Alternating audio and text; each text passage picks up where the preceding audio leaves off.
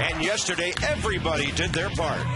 Ryan Zimmerman back in the lineup, immediately delivering on offense and producing an amazing play in the field. Livan Hernandez equally brilliant. A complete game shutout, allowing just 4 hits. Can they maintain focus and drop the hammer on the Brewers again?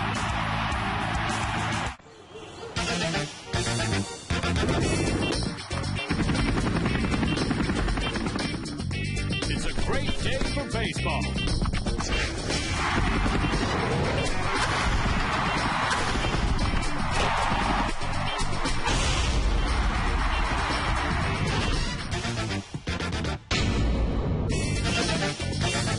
Cool day, hot team, and a red-hot pitcher. I would want his autograph as well. The way Livan pitched here yesterday, 48th career complete game, 8th career shutout. He leads a resurgence of national starters this week.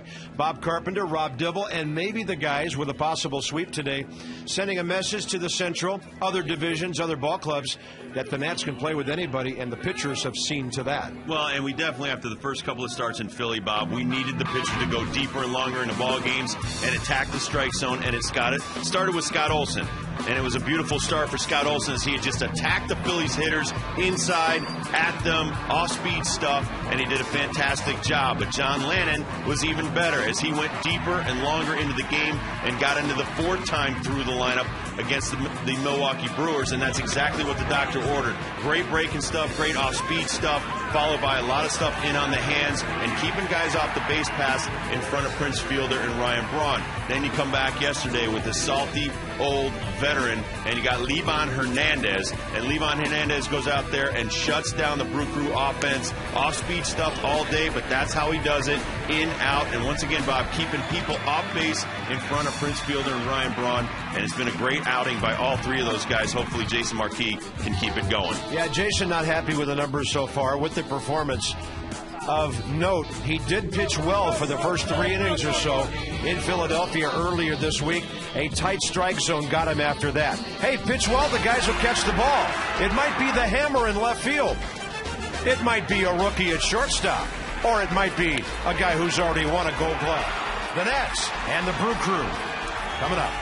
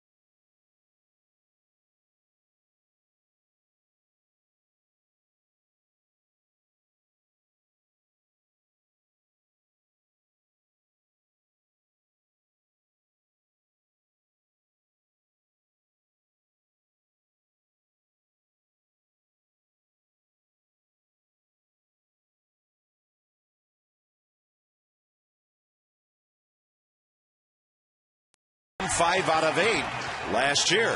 So the homestand has a chance to get off to an absolutely outstanding start. We got some game notes for you as Screech gets things going here at the ballpark. A lot of interesting things happening yesterday with the ball game. The Nats, 2 out of every 3 at bats they delivered with runners in scoring position. Innings 1, 2, 3, lots of early offense. Ryan Braun of the Brewers, 3 for 7 in this series, and he has a 6-game hitting streak. What a Saturday it was, with a shutout by Levon, a no-hitter by Jimenez of Colorado, a marathon game out in the Midwest.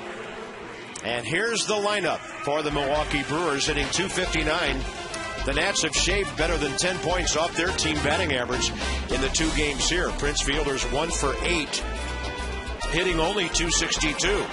He has struck out 15 times in 42 at-bats so far. Time for Jason Marquis to turn this thing around, Rob. He does know the Milwaukee Ball Club well. In that division for a while, he's faced them 16 starts, 19 times total in his career, with a record of 5 and 8. Well, he did throw the ball a lot better in Philly. Deserved a little better finish. But Mr. Ground Ball, he is 4th among active leaders in ground balls in the last 6 seasons. Worked the top and the bottom. Worked yesterday for Levon. Keep those guys off the bases in front of the middle of their lineup. And you know what? He's got 6 walks in 8 innings, or 5 walks in 8 innings. Let your teammates help you. The defense has been excellent. If you get behind 2-1, 3-1, let them hit it. Defensively, Niger Morgan, he's just getting a day off against a left-handed pitcher. Jim Riggleman says he wasn't going to play 162 games this year. Maxwell and Willingham flanking him. Guzman, Kennedy up the middle. Zimmerman, Dunn, and Pudge Rodriguez back in there for the Sunday game after he took Friday night off. Willie Taveras, only a couple of hits so far, but he delivered 4 RBIs in a ball game at Citi Field last weekend. So the Nats are getting contributions from just about everybody these days. Ricky Weeks, 1 for 8 with a walk, hitting .293, gets the day going for Milwaukee. This is interesting. The Brewers, runs for, runs against, -18. The Nationals, -13. They really started the first week and a half with the worst numbers in baseball there. 53 degrees, partly cloudy. It is a little cool in the district today. Breeze blowing in from the left field corner again, and Weeks fouls it away. But now the Nationals have scored 53 runs, given up 66, so their differential is shrinking by the day. Well, even better for Jason Marquis, a little bit cool. Try to jam these guys early in the ball game. We'll feel it the rest of the day.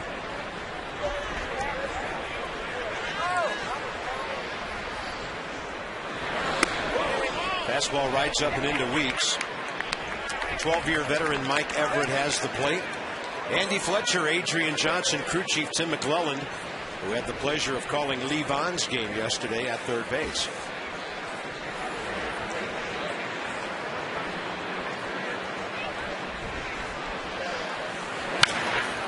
In the air, the wind will push it out of play.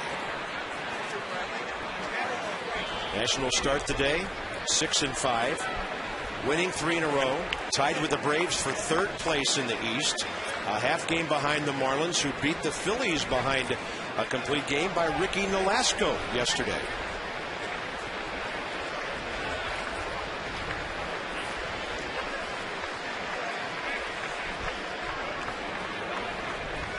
Sure looks better than it did at 9 under 500 last year. Wow. Left side, Zimmerman can't get it. Guzman can. No chance to throw out the speedy Ricky Weeks.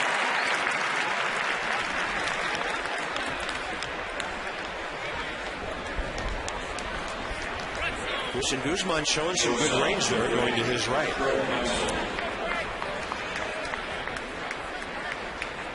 Next up will be Craig Counsell, who's really had a tough start to his season.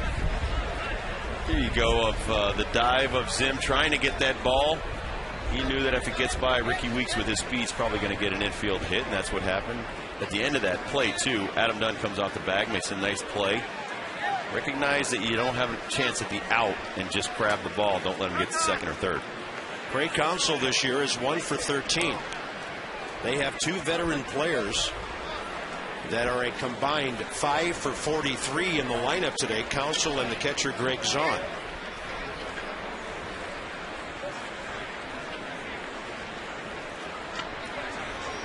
Good guy to have in the number 2 spot, though. He's a selective hitter. Good knowledge of the strike zone. A contact guy who moves the ball around the field.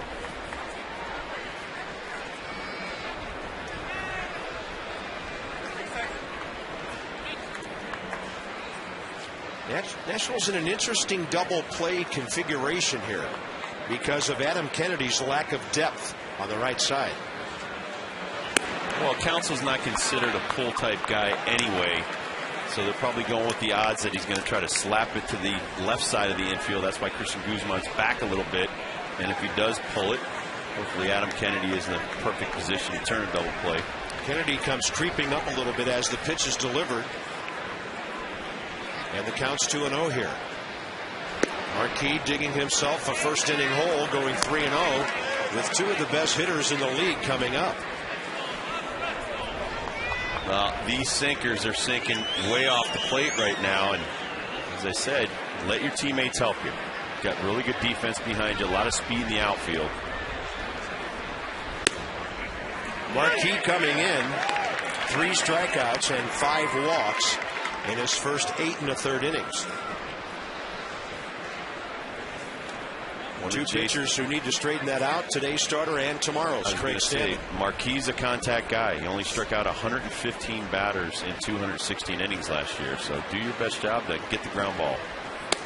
That's right in there, 3-2. Counsell being the consummate number 2 hitter here, taking lots of pitches.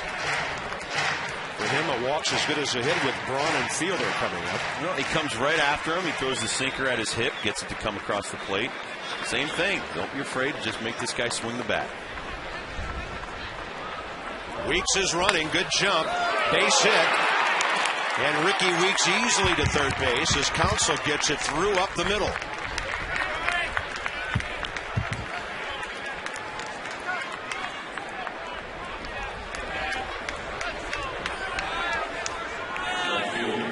Three-two pitch, a little bit up in the zone and away. Not as good as the 2-strike pitch, and so Counsell gets the meaty part of the bat on it. He just drives it into center field, and Weeks easily goes over to third.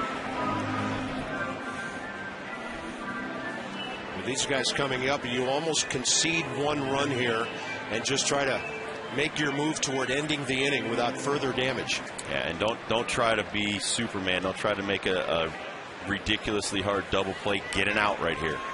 Minimize the damage, get some outs, and get you back in the dugout on offense.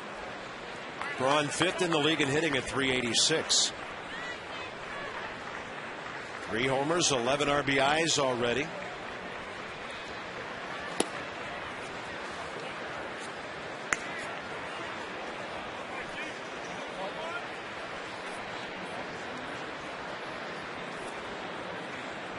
Watch Braun. He will step way in the back of the box, try to erase that back line a little bit, get an extra millisecond to look at Marquis in that sinker.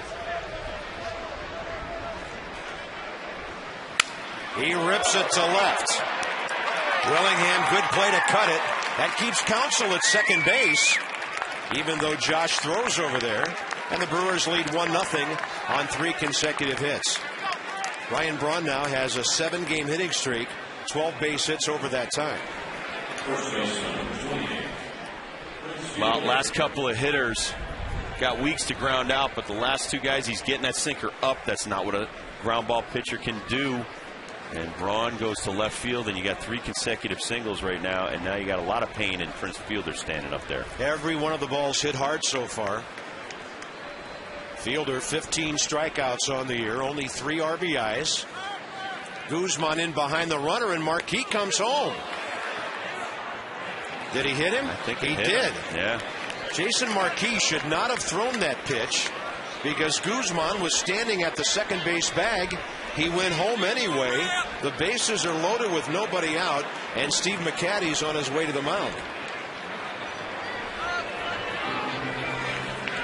You see Guzzi cut to the bag. You got to step off if you're pitching. He doesn't. He elects to go in, and he clips Prince Fielder. And now it's bases loaded, no outs. Jason Marquis in danger of giving the Brewers a huge lead here in the first inning, which is not what the doctor ordered if you want to continue along this winning streak.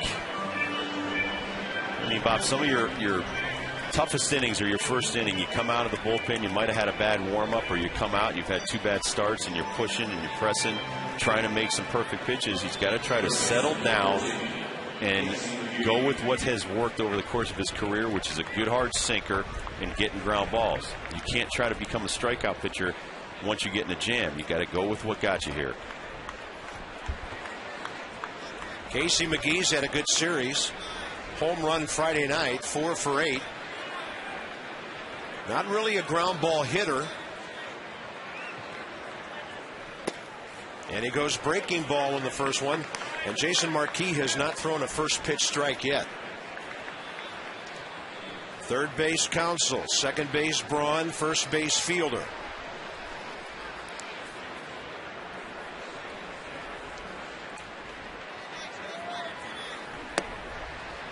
Low.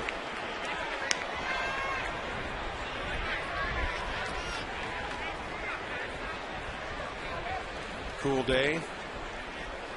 Pitchers go into their mouth on occasion. That's not what you want to see. Casey McGee almost 450 with the bases loaded. Wow. He may not have to swing the bat to get an RBI. Marquis' body language on the mound just not good right now. He's not looking like a pitcher who's in control of what's going on.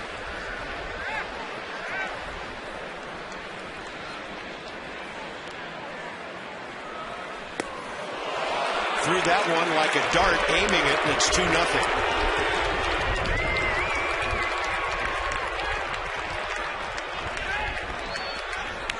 I don't know. I might have already had somebody up already. Bases loaded, no outs. A home run puts you down 5-0. Oh, a home run puts you down 6-0. I think we're going to score some runs on Mr. Davis, so I want to let this get out of hand in the first inning. Miguel Batista just took his warm-up jacket off. Here's Jim Edmonds, who's always been good in RBI situations. Oh, an even better thing with Livan Hernandez complete game shutout yesterday. The bullpen's well rested. Boys could do some action today. A couple innings here and there. Everybody's available, but that doesn't mean you want to use all of them. No, you don't. Edmonds hits one down the line and left. Doesn't look reachable for anybody. Strike 2.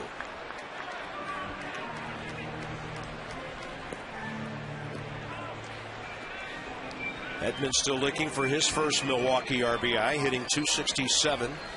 Had a double in the ball game on Friday. Livan Hernandez shut down everybody yesterday. Actually, Edmonds' double was yesterday. He was 1 for 4 against Livan. And the 0-2 coming.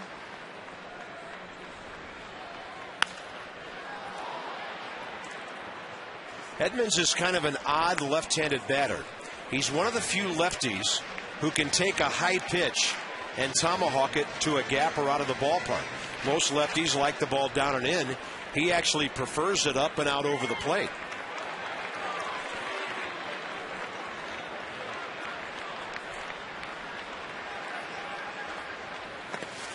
Breaking ball, and that hit Edmonds. It's 3-0.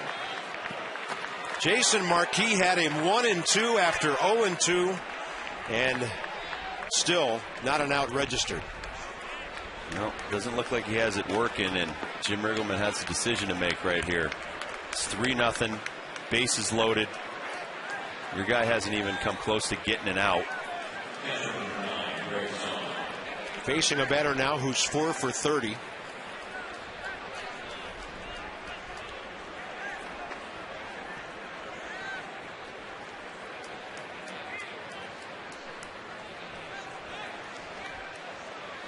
Really, the only first pitch strike, like you said, Bob, was to Jimmy Edmonds. So Jason's not helping himself right now. Even if you have a bad warm-up, you still have to try to get through this first inning. Give your team a chance.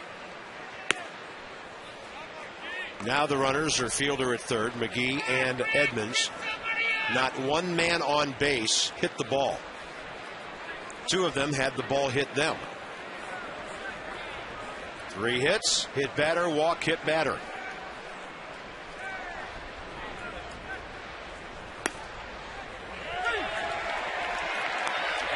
By the way, keep in mind the Nationals are 5-1 career against Doug Davis.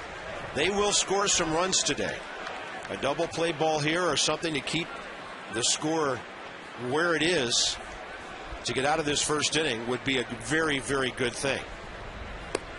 But Jason just cannot come close, as Rob said, to retiring anybody so far.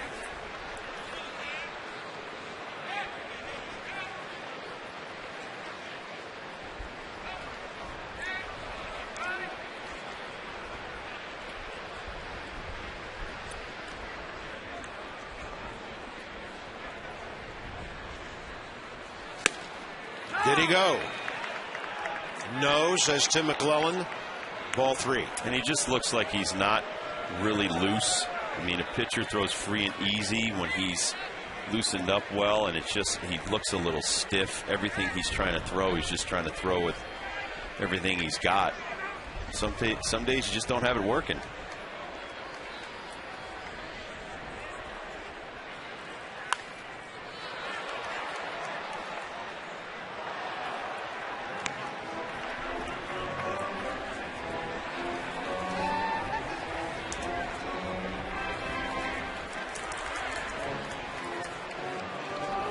Watching and waiting for that first out here. 7th Brewer to bat is Zahn, hitting 133.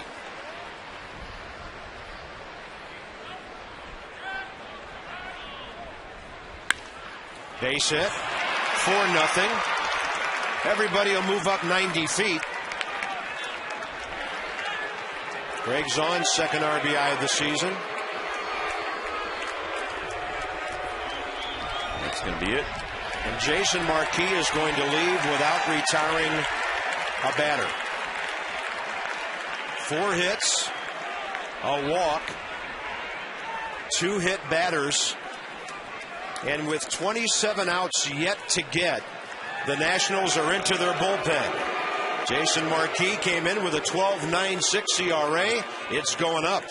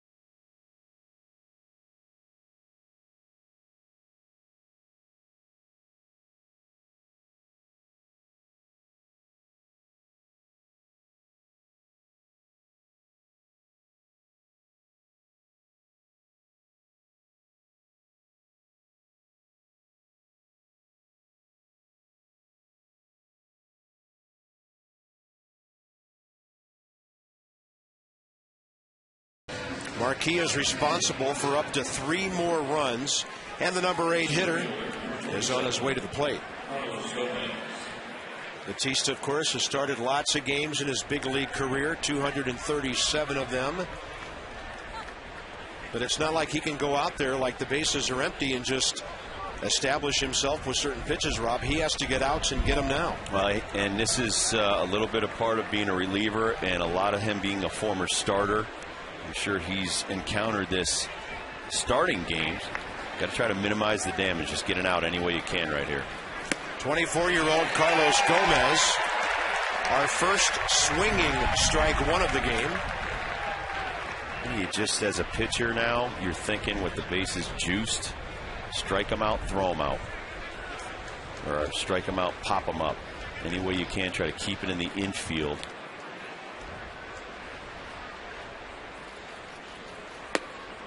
Try to make a good pitch, but one this kid can't drive to the outfield for an easy ribby.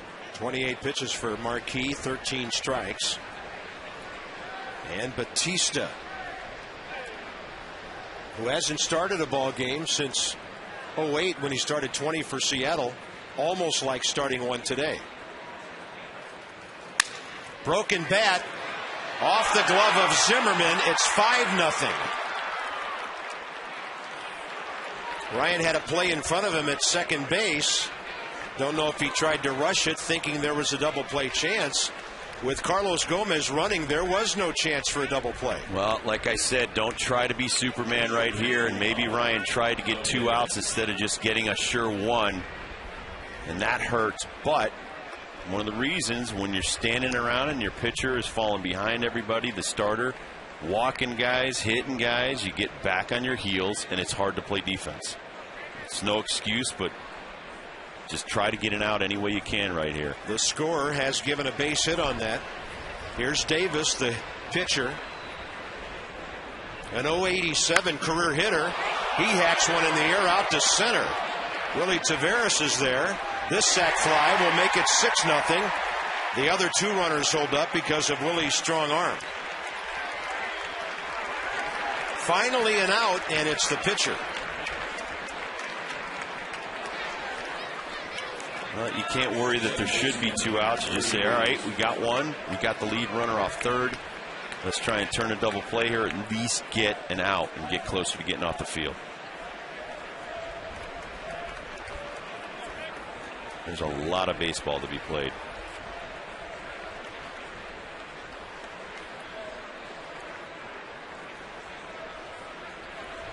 Ricky Weeks led this mess off with a base hit. Runners at first and second, 1 out. He goes up hacking.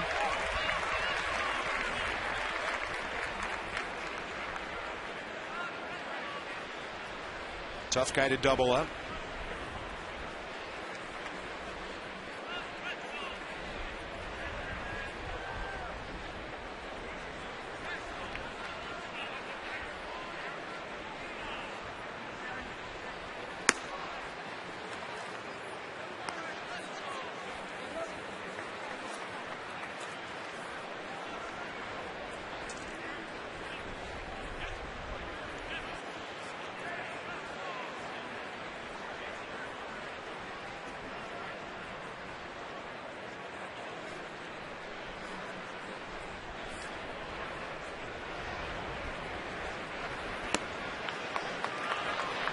Two balls and a strike.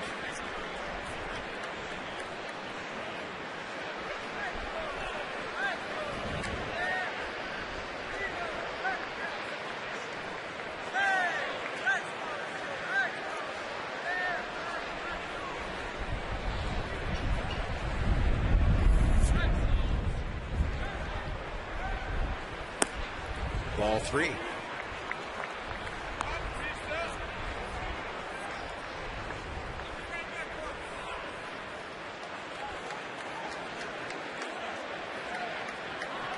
Come on, Miguel. Let your D help you.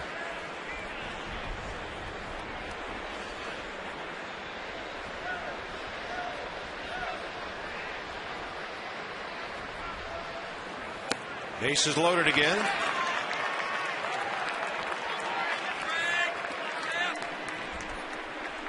Usually when we do what we call our reset from Nationals Park in Washington, It's somewhere in the second inning for a 135 game. We're in the top of the first. Bob Carpenter, Rob Dibble, Debbie Taylor, our Masson production crew, watching a first inning nightmare unfold for the Nationals pitching staff. Jason Marquis unable to retire any of the first 7 batters he faced.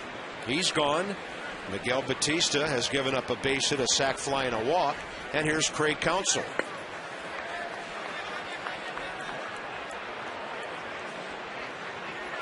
Last night in St. Louis, nobody could score. Today in Washington, nobody can make an out.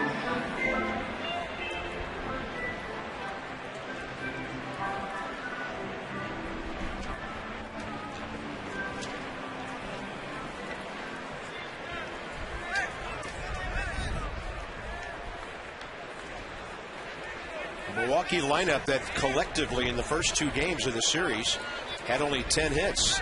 All 8 guys added together. Counsell hits one to right field, heading for the bullpen. And it's a 10-run first inning for Milwaukee on a Craig Counsell grand slam.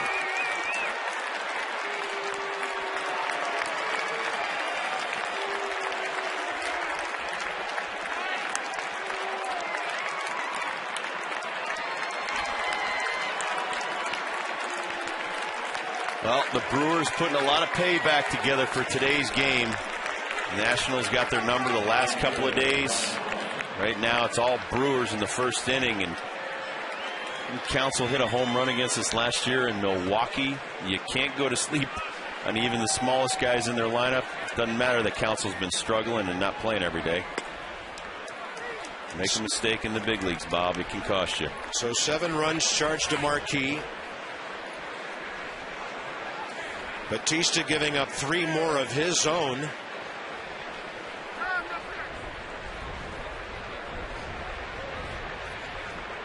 I'm not sure in this ballpark I've seen a double-digit inning on that scoreboard. There's a 10 sitting under the 1 out there in right center field. Very unusual indeed, and very disheartening after the good pitching of the last 3 days.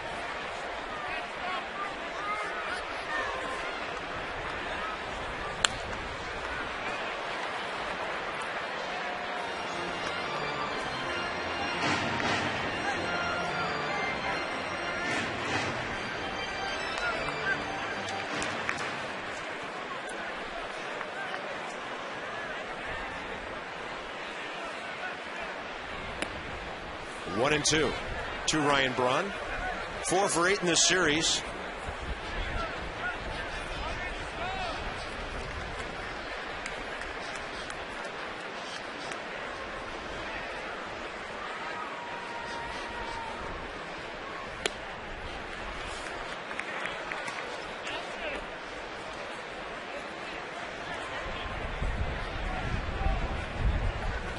Pretty sure the Nationals have had another pitcher or 2 knocked out in the first inning since '05. But this is the first one who ever got knocked out without retiring a batter. So obviously Jason Marquis' shortest outing in his career.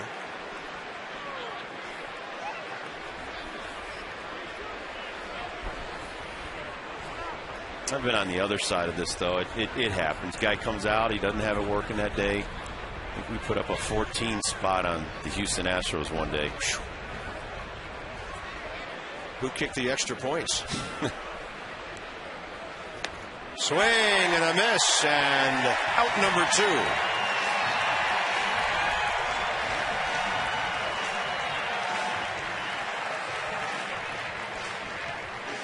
2. In the second out of the inning.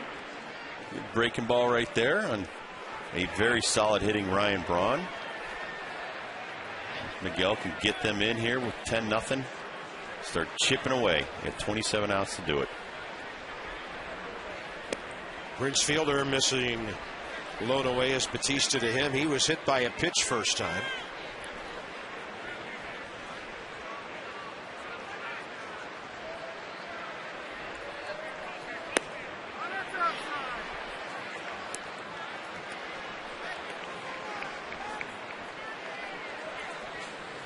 Doug Davis.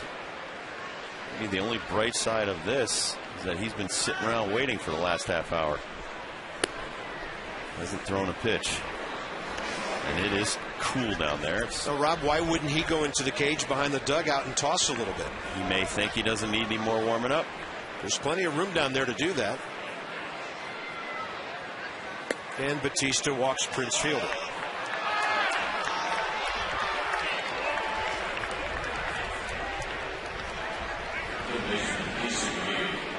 Nationals held this ball club in 2 days to 3 runs. And today giving them lots of credit. Well, no matter what the score now, Miguel Batista's got to stay out there for a while. At least 2, maybe 3 innings. You'd love to get 5 out of him.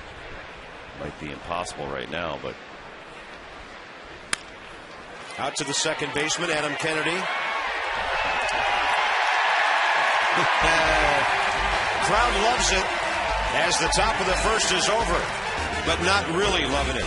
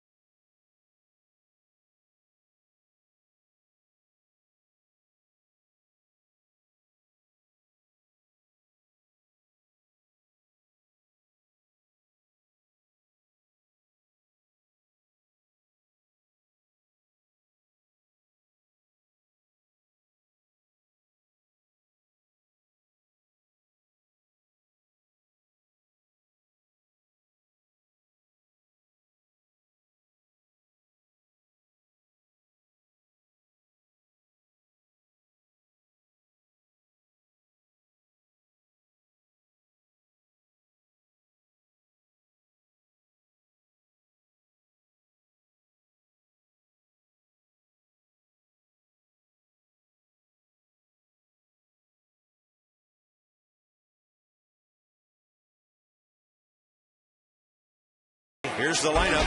Nyjer Morgan has the day off. Willie Taveras in center. The regular guys 2 through 5. Ivan Rodriguez, number 6, of course. And Pudge right now is second in the league, hitting at .419. Maxwell, Kennedy, and no longer marquee, obviously Batista for a while. Left-hander Doug Davis, 90-98 career. Mediocre career numbers, 4.34 ERA, 1-5 in 8 starts against the Nationals with a confusingly low ERA, 2.91. But he just seldom ever beats the Nationals. And that includes time in Arizona, where he's been for the last 3 years. He was 9-14 there in 34 starts last season. Willie Taveras shows bunt, takes a strike, and it's 1-1. Willie's had 15 at-bats, 2 hits on the year. Well, best thing for the Nationals, Doug Davis led the major leagues in walks last year, Bob, with 103 in 203 innings pitched. So, and that's something a soft tosser should not do.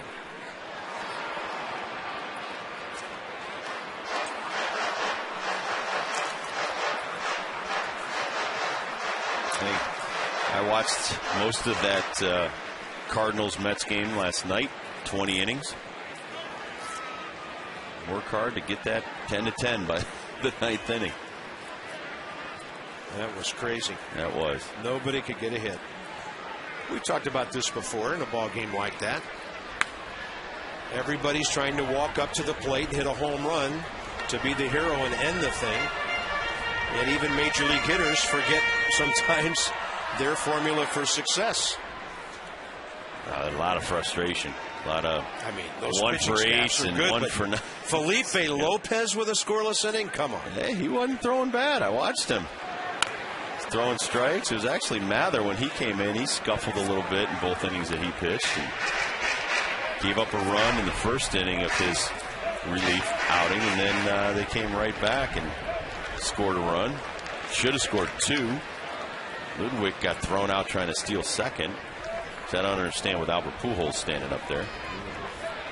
1-2 to Taveras. He's going to make Davis throw some pitches here. Yes, he is, and this is a very humbling game. You know, and immediately you can be down 10-0, or you can go 20 innings without scoring a run. Even Frankie Rodriguez blew a save last night for the Mets. He just wasn't used to sitting around 5.5 hours waiting. 1-2.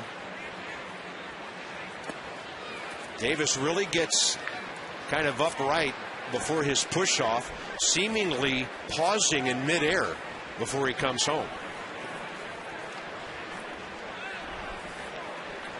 Brewers signed him as a free agent January 22nd.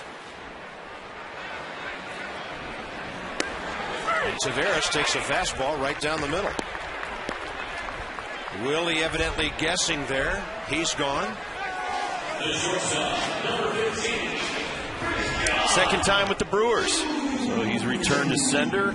As Bob said, a 2.9 ERA, but he's 1-5 lifetime against the Nats. First time ever pitching in this ballpark, by the way. And he is a cancer survivor, so you know he's a tough nut to crack. Be patient. He can walk some people.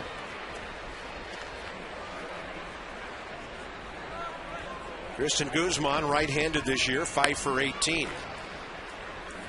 I played with a big left-handed pitcher named Tim Burtsis we got from the Oakland Athletics that threw a lot like Doug. 85 to 87, big curveball, and 6'7", 275. Wow. Doug Davis signed a 1-year contract with an option with the Brewers as a free agent.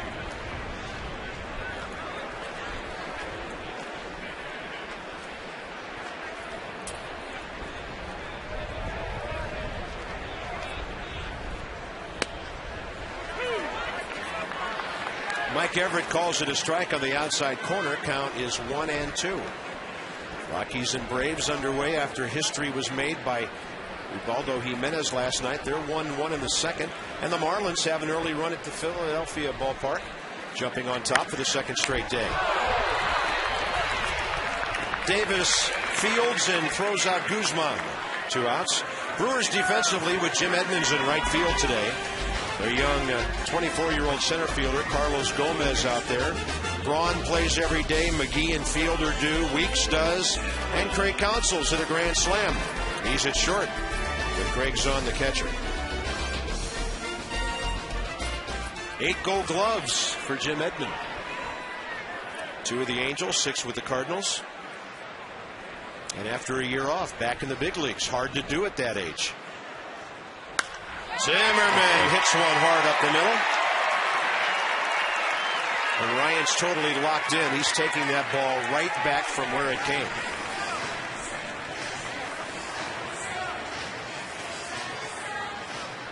That'll bring Adam Dunn to the plate.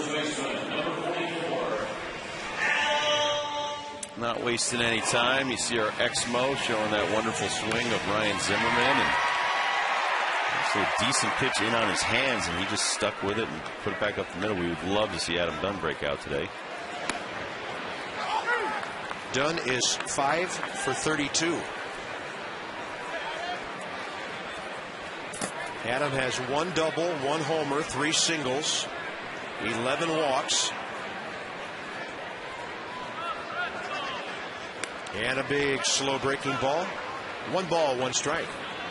Hey, the sun finally popped out. Maybe it'll be a nice day after all. It's chilly here. 53 at game time.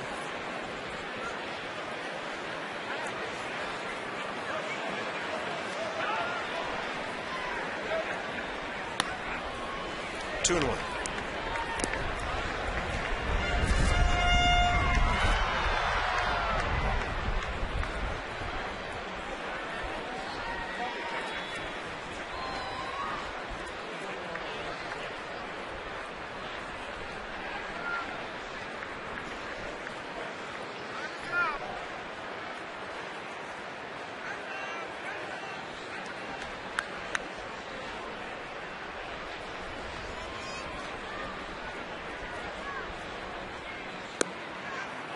It's a changeup, ball 3.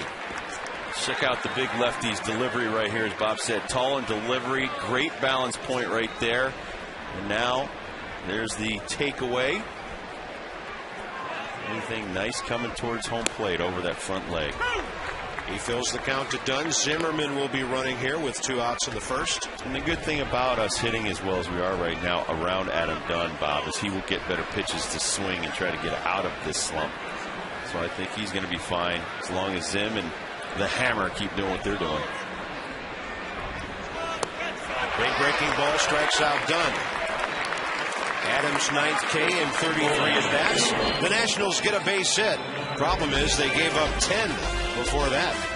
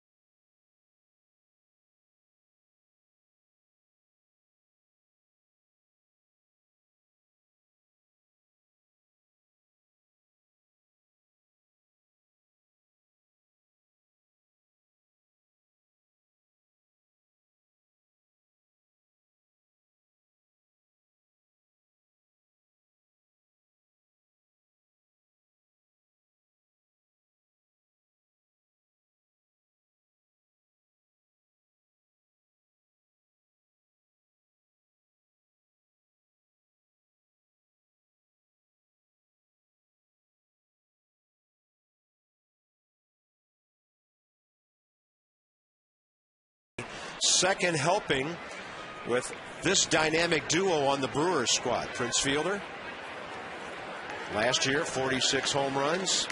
Ryan Braun right up there at RBIs. They are amazing together and should be playing together for a long time, although Braun is signed farther into the future than Prince Fielder is. When did you say that contract comes up? This year. Oh boy. They're talking about might not be able to afford him. They have to sell a lot of bratwurst. Batista with a good play, and he gets Jim Edmonds. And Miguel Batista now is retired 3 of the last 4 batters. And Milwaukee is one of those places where you have to be reasonable as an ownership group, as management, Rob, and signing a guy to what's going to be, what, a 9-figure contract? Probably is going to be difficult. Here's the thing: the president of the Yankees, Randy Levine, basically said, you have the money. We've been sending you people checks in some of these smaller markets, part of the luxury tax sharing and revenue sharing. And he said the Brewers just got a check for $80 million. So stop complaining. Yeah, luxury tax. Kind of let the cat out of the bag on that one. But I think that the owner of the Brewers complaining that they had no money to sign him right after the Twins signed Joe Mauer to a $180+ million contract. You might want to wait it a little bit before you try to cry poverty. That ball hooked into the corner by Zahn, and it'll hit foul down there. And I told you this the other day early in the season that the Yankees have pumped a lot of revenue into other people's coffers. So you can't really say that you don't have the money to spend it. Some of these teams are very profitable. And I didn't know this until you told me about it last year. The MLB website is a profit center for every major league team. Multi-billion-dollar operation for MLB. And so as soon as you get into this business, you're 1/30th owner of the MLB company. You're part of that MLB TV company.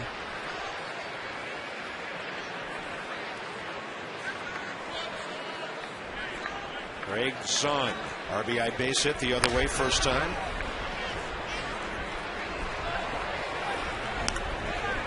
even the owner of the Red Sox, John Henry, was up in arms about all the money that the Red Sox have had to put into other people's organizations, and he felt that teams weren't turning around. He even proposed a floor, making teams spend a certain amount of money.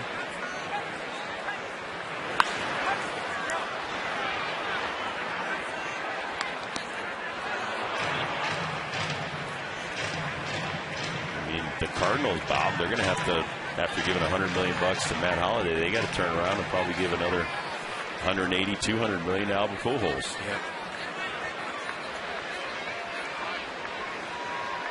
I think that's up after next year. Yeah. He had signed a deal in the area of 105 or 10 million 5-6 years ago. Well, you got Wainwright, Carpenter, those guys are coming up soon.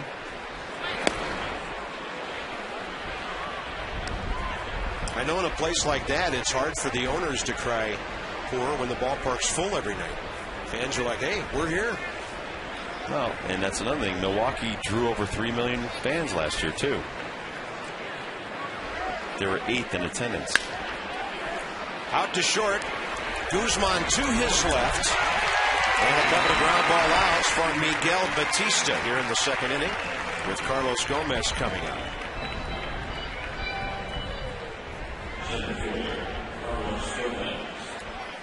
Well, the American League East has been interesting so far. Yankees have won 3 straight. The Rays now have won 5 in a row.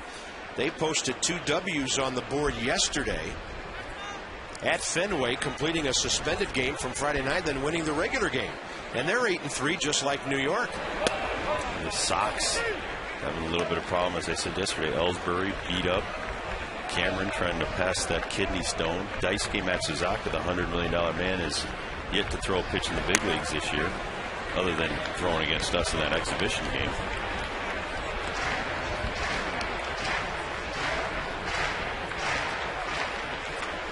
They, if you look at their roster, they have a lot of multi-year contracts.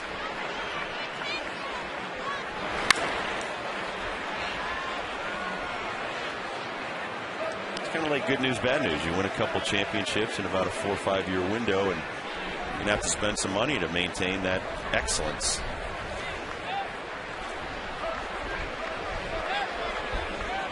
No balls, 2 strikes to Gomez.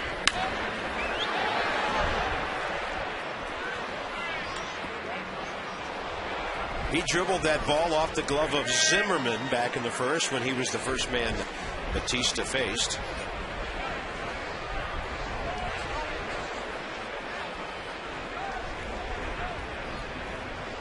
And the 0-2 again. Close, but a little bit inside. Milwaukee 4-7, a half game behind the Reds, who've lost 4 in a row. St. Louis leads that division at 7-4. And a swing and a miss, and a 1-2-3. Top of the second for Miguel Batista, his second strikeout. Here comes Josh Willingham. Pudge and Maxwell to follow.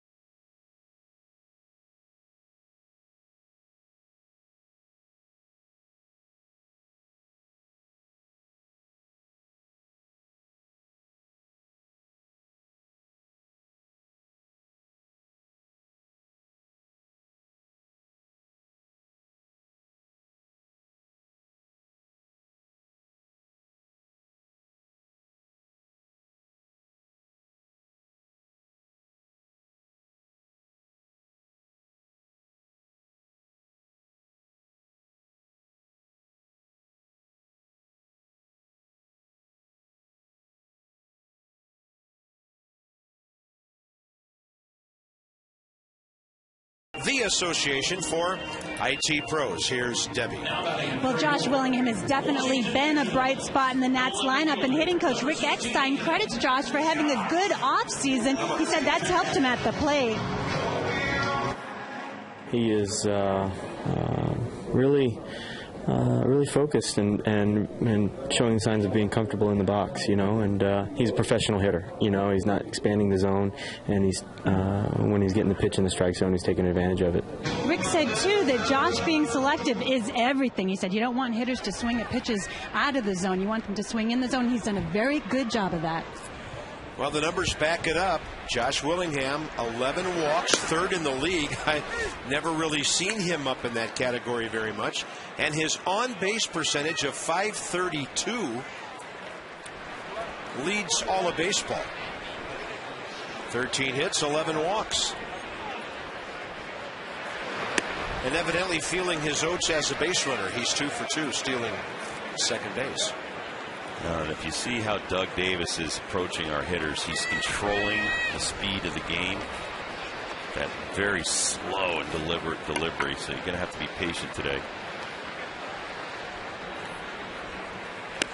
Yeah, you're all geared up. And there's a guy 60 feet away who looks like a statue for a couple of seconds, and then the ball sneaks up on you. And you think he's this big old guy that's going to throw 95 and flips a little curveball up there for you. Listed at 6'4", 213. Loses his release point there, and the count's 2-2. This is not slow-mo, folks. This is not our X-Mo camera. That's him at real speed. He kind of pauses right there. And I think that was 68. I wonder if he counts to himself while he's right in the middle of that. 1, 2. Okay, here we go. Well, like some hitters, I mean, that's his trigger. Because he has to repeat that every time. Right? That's his balance point. I mean, remember Hideo Nomo used to do that, and a lot of the Asian pitchers have a little hitch in their delivery. And Daisuke Matsuzaka has that little hitch. They stop in the middle of it, and that's part of their deception. 2-2 to Willingham. And in the air to center. Right out beyond second base. With the sunglasses blazing in the glare, Gomez makes it.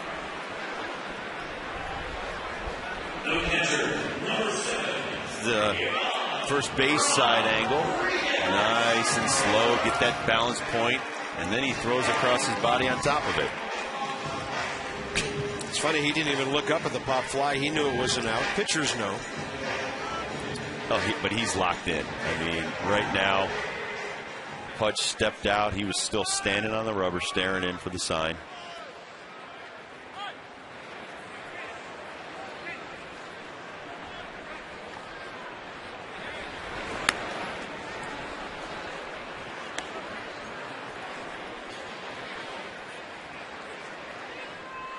Pudge Rodriguez right behind Martin Prado in hitting atop the league. Prado at 442, off to a fantastic start for Atlanta. There are 3 400 hitters in this league. Polanco at 408 the other. Scott Podsednik of the Royals. Gutierrez of Seattle at 417.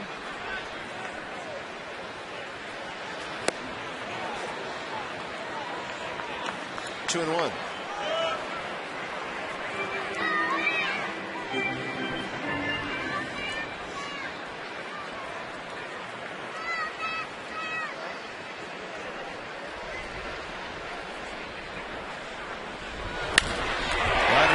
Gets one high in the air to left center. It is going and caught right at the wall by Gomez, who then let it get away from him. And Rodriguez is at second base with one out. I wonder if looking right up into the sun bothered the young outfielder, because that play should have been made. Now this ball's given a nice ride. Pudge has to supply most of the power, not a lot of speed coming from Davis, and Gomez comes right up against the wall, and the ball, he just misses it. Never made contact, did he? Watch, he just looks up, and I think you're right. I think the sun caught it, and he never saw it. and went right by him. Interesting call coming by the official scorer. Here's Maxwell. They've given an error on the play. Maxwell goes down the right side.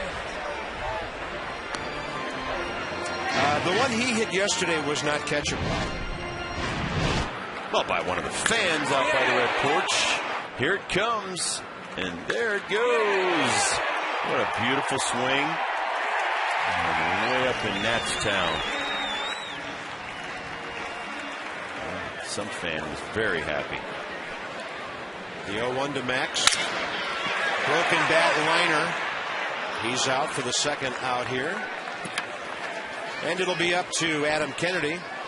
The Nats will celebrate Earth Day April 22nd. You can drop off recyclables, glass, aluminum, or plastic bottles outside the center field gates. From the time they open through the third inning, you'll get a voucher printed on recycled paper for 50% off select tickets, courtesy of Coca-Cola. You can redeem the voucher for tickets to that day's game or any Monday through Thursday game in May or June. Some restrictions may apply.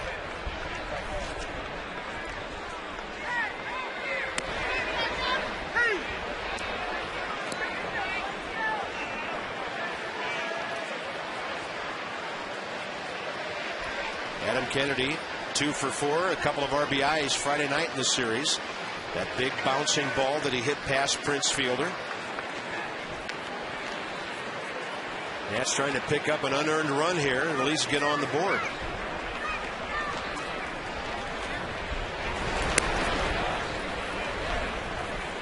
Didn't hit the ball that hard, but it was placed beautifully.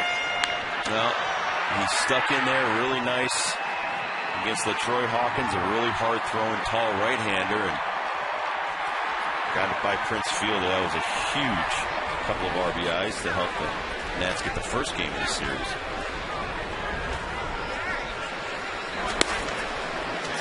Good pitch outside corner.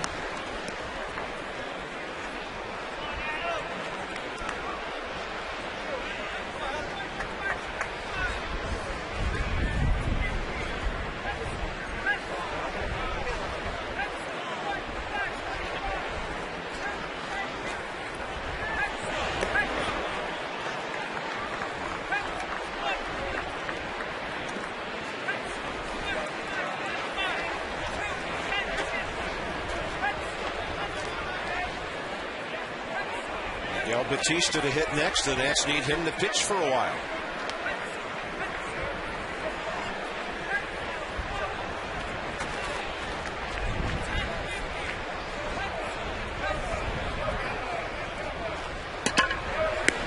Kennedy takes it upstairs. Dan Uggla homered to give the Marlins their second inning run at Philadelphia against Cole Hamels. His second home run of that series, his third of the season. And the Marlins are trying to take 2 out of 3 at Citizens Bank Park.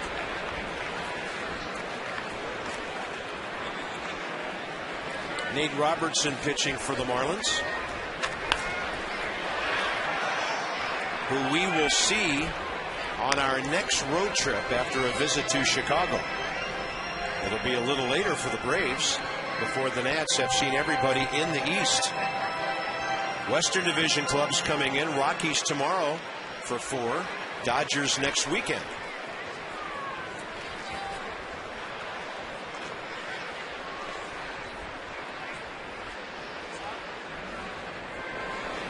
Kennedy stays alive. The one good thing about Doug Davis not being able to throw it right by you is that you know you're going to have a chance when you go up there. He's not going to be able to make a mistake and blow it by you in 95. So you just got to be patient. Try to get a pitch you can handle and not try to do too much. We talked about this with Levon. Levon throwing mid-80s down to the mid-60s. So you know that he can't blow you away. So first, you're not intimidated. And second, you know you got a chance.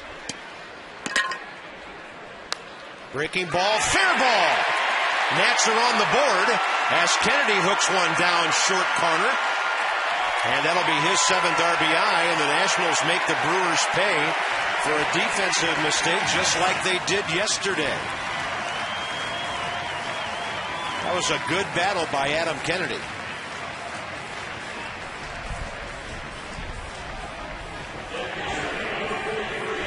as I said, it's more about you getting yourself out and hitting a pitch that Doug Davis wants you to hit. Right there, Adam gets one that he can handle inside. He drives it down the line, and his patience pays off with an RBI. Guess who has 2 career home runs? Miguel Batista. Well, I've watched him take BP, and he can hit. 9 RBIs, 27 hits. 0.93 though. The batting average not very high, but he might run into one. Yeah, run into a base hit right here and get another run. You don't need a 4-run home run on that swing with one guy on base. Just try to tap it out there somewhere.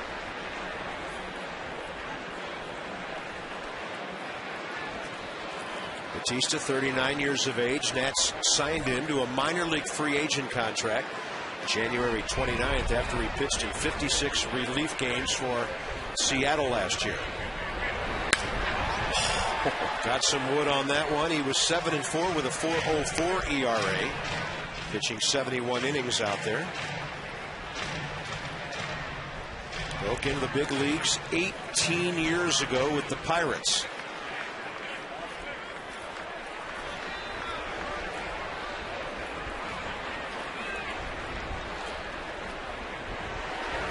Big breaking ball strikes him out. The Nats get an unearned run. Kennedy delivers the double. It's a 10-1 game.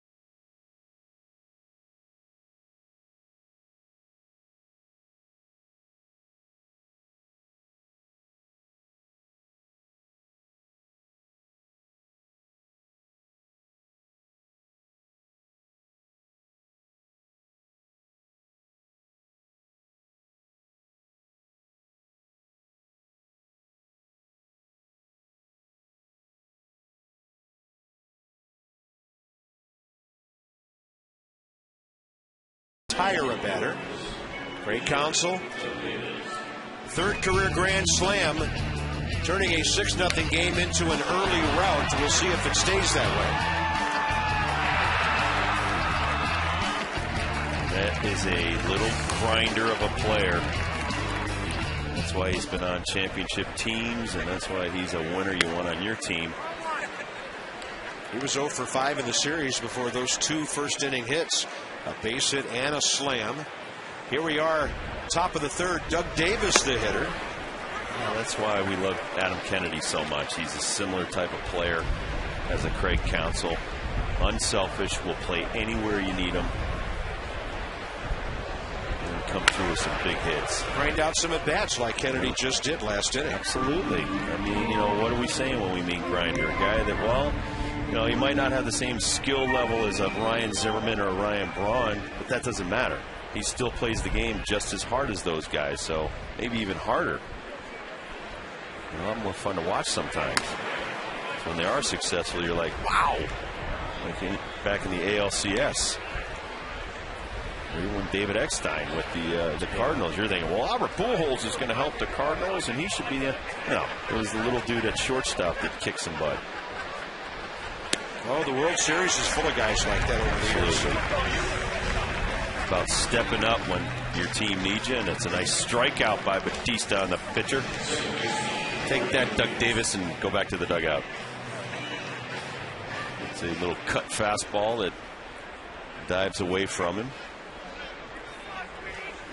One out here in the third, and here's Ricky Weeks. Well, if Miguel Batista could get us to the 5th inning, that would be huge to try to save the bullpen in this. As you said, going to be a 27-out deal by our bullpen. Possibly longer if we could come back and tie it. Ooh. And Weeks takes one right in the middle of the bat from Batista.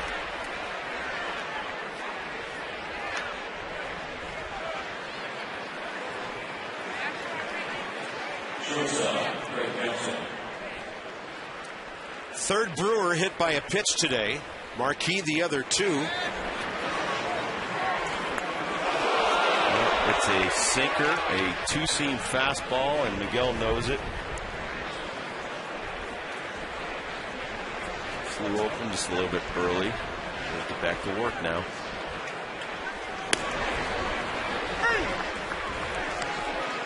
Fielder and Edmonds both hit on the feet by Jason Marquis in the first inning. Those were big plays. Added a couple of extra runners to the hits and the walk. Counsell again, 2 for 2 today. Slaps it to left, and Willingham is there. Got a guy there for that one. 2 outs, courtesy of Josh, and Ryan Braun coming up.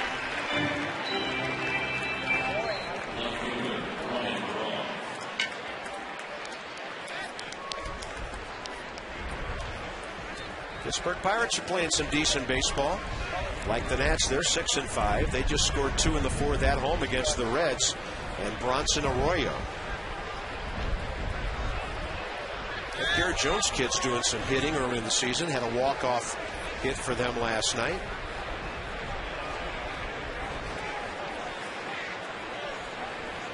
Some good young players in this league.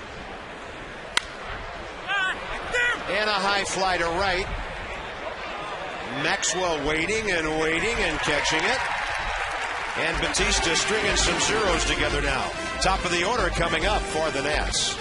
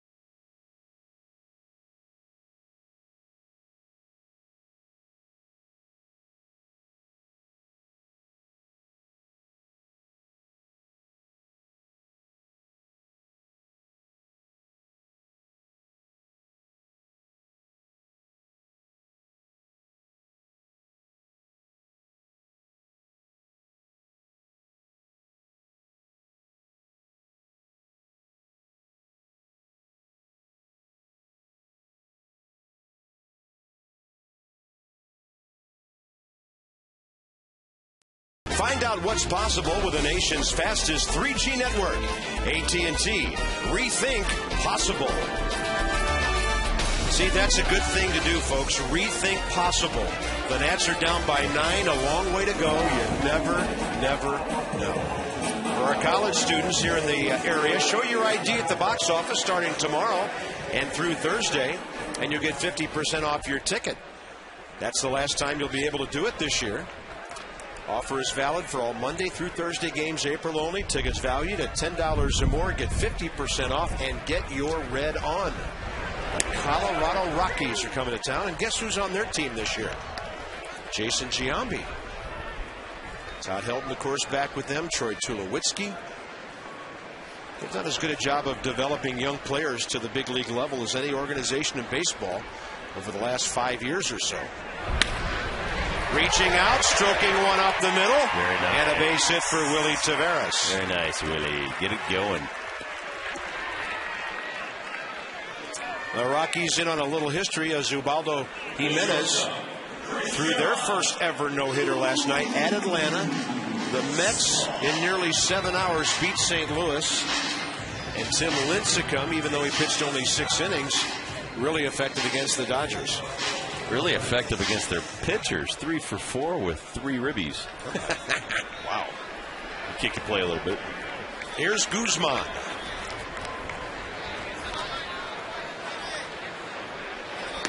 Breaking ball stays away. Pirates now lead the Reds 5-0. Well, and as we were watching the highlights of Jimenez's no-hitter, he was thrown in the mid-upper 90s in the 9th inning. 98, they had him on. That's arm strength. That's a beautiful thing. Nothing but respect for guys like that. I sure as heck could never do that.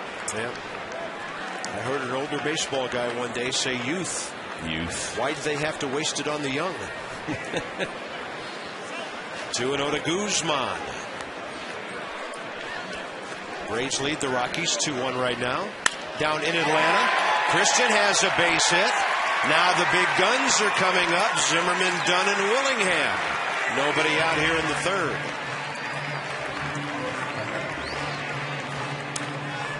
Nats need to take this one AB at a time.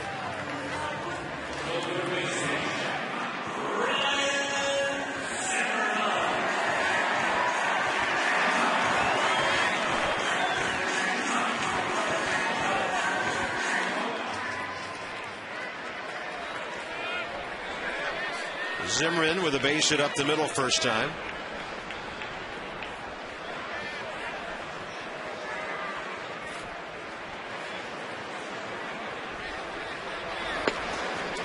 I would imagine they're a little uneasy in the third base dugout. The Brewers came into this game with the second worst ERA in the league at 5.97. Only the Pirates at 6.66 or higher. The Nats got theirs down, if you will, to 591 with Levon yesterday. Now, of course, it's gone back up today. But Milwaukee's pitching staff has done nothing to really help their ball club so far this year. Well, I mean, if Zim could get a double, even a homer would be nice. Get us right back in this ball game. We really need Adam Dunn to get it going. Their only pitchers with winning records are 2 relievers, Coffey and Narveson. So their starters haven't been stellar either. This game is not out of reach yet. Big, slow breaking ball for a strike. Just got to be patient, as I said last inning. Adam Kennedy up there. Don't get yourself out. Don't be so impatient you're swinging at these off-speed junkers that he's throwing up there. Struck Miguel Batista out on a 68 mile-an-hour curveball. That's a Levon Hernandez type thing.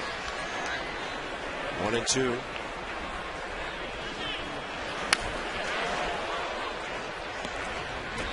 Going to chip away. I mean, there's plenty of game left. You have plenty of offense in that dugout. And like you said, and I was told before the game that Doug Davis has not been getting anybody out on his fastball, relying mostly on his cutter and that curveball.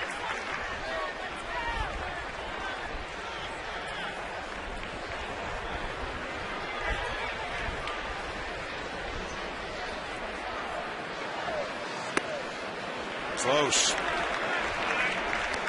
I didn't think he was close on the swing, but the pitch just a little up and in, 2-2.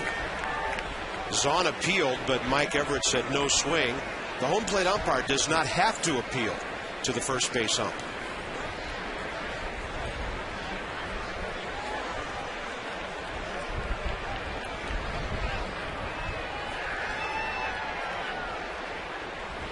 Zimmerman hits it right at Weeks for a double play. Ryan hits into a lot of double plays because he hits the ball so sharply. We'll see if Adam Dunn now can deliver with 2 outs.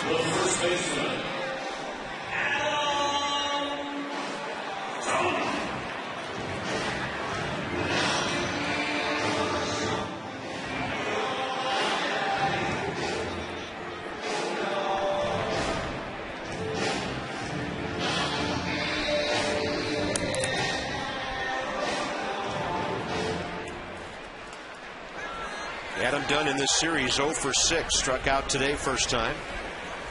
All it needs for a decent inning here is a base hit. Change up, floating off the plate, down and in.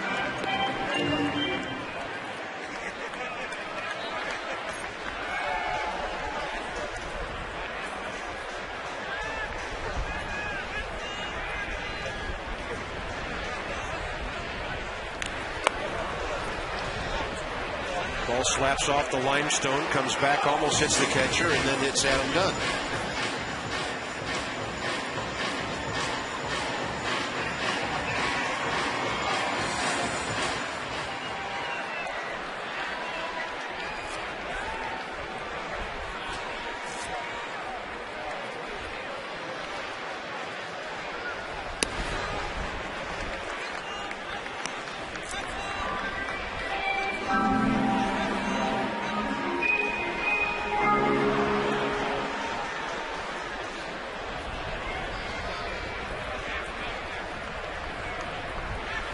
One pitch. Man, he is seeing every piece of junk that all these pitchers have.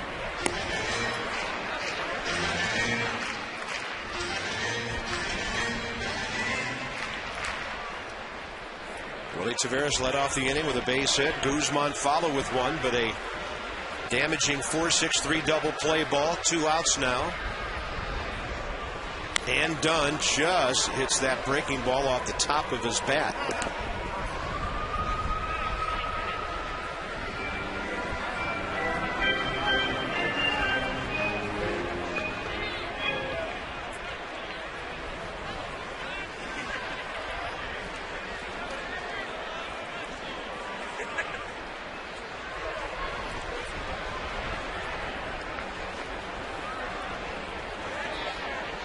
Rob's point well taken from earlier.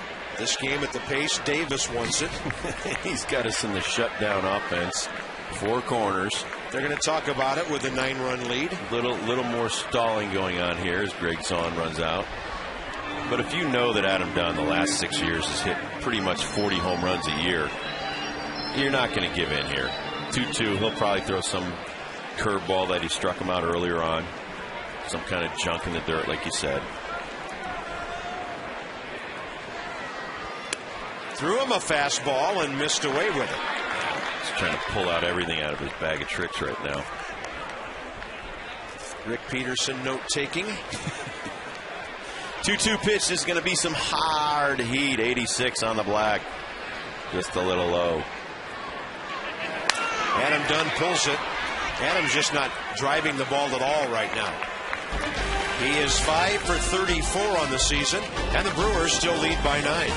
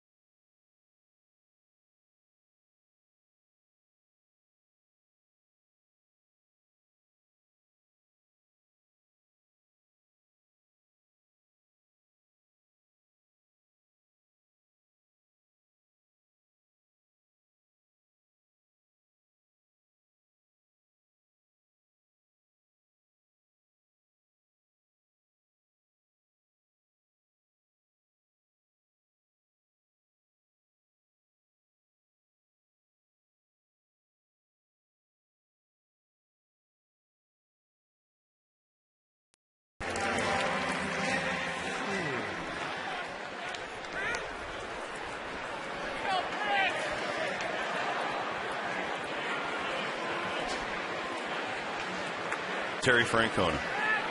I think that's one. I think Ken Maka is another.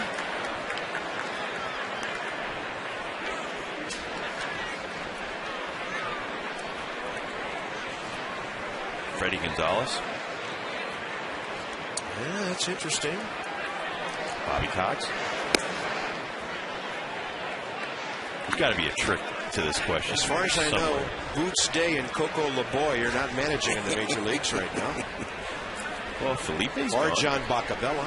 Felipe's out of here, but got a guy there. That ball luckily did not hit the bag, and Guzman was up the middle to throw out Prince Fielder. And Batista now is starting to retire hitters on a regular basis. No hits since the Grand Slam. Nice pitch on the outer half by Miguel.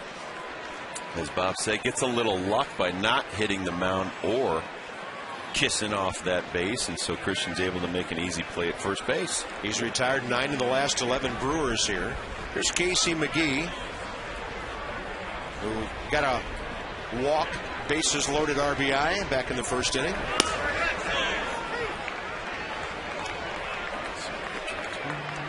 .47 pitches, by the way, for Batista in 3 innings coming in. Ron Washington, maybe? Bob Guerin, maybe? That ball hooked down left field way by McGee. Josh Willingham's playing some good defense out there. Holds him to a single. Well, we have 2 out of the 3, so I'm confident that that counts as a W for the booth. What about Gardenhire? Ron Gardenhire. I don't know yet what Cito Gaston. Joe Girardi, I don't. Of course, Manny Acta, Cleveland manager, a longtime Montreal organization guy. It didn't play for them that I know of.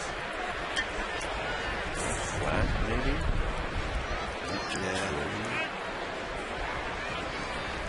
Mike Scioscia did.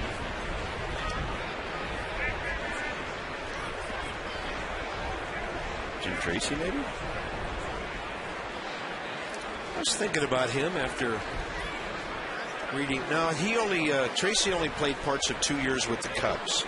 I was looking over his notes this morning with them coming in tomorrow. The hitter's Jim Edmonds, 0 for 1 hit by a pitch and an RBI.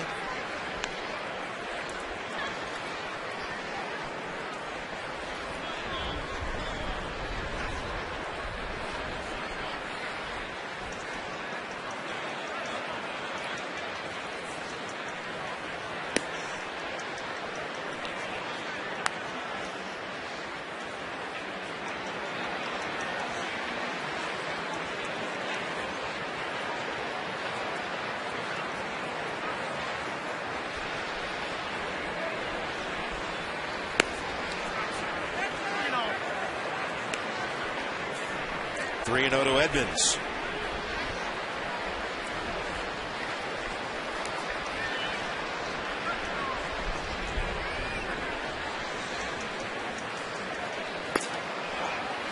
That first inning really hurt, not only because of the big nature of it, but the fact that the Brewers scored 4 more runs than hits they collected. And when the Nats have struggled this year, it's been all about the walks and a couple of hit batters here and there. Well, yeah, the walks and the hit batters by Jason in the first inning was painful.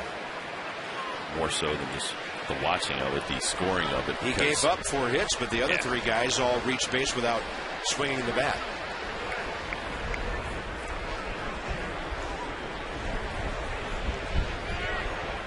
(10-1) Milwaukee, top of the 4th inning. 1-on-1 out with Edmonds the hitter and a 3-2 count. Close, ball 4. Well, Rob, you have days like this occasionally that pop up at the big league level. A 10-run inning is certainly a rare occurrence. So what are guys talking about in the bullpen, the dugout in a situation like this? Well, the guys in the bullpen are just hoping Miguel can get to the 5th inning, and then they know they probably have an inning each to get us through this game. But the guys in the dugout are saying, okay, Doug Davis, very hittable. He's not going to dominate us with any hard stuff, so just go up there and be patient. But, right now, Miguel Batista is doing a fantastic job saving our bullpen. Can't give up any more runs, though. No, you got to try to get a double play right here with Zahn at the plate. But the good thing for Miguel in this situation, it's the bottom of the order.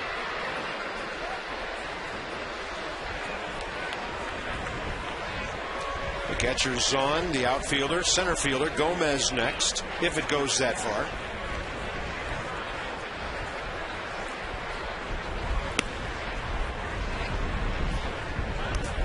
One ball and one strike.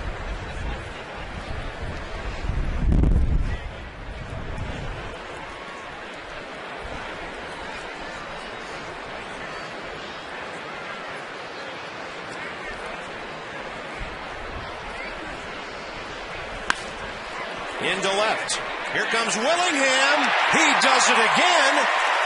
And the runners have to return. Josh Willingham with his second coming straight in diving catch of this series.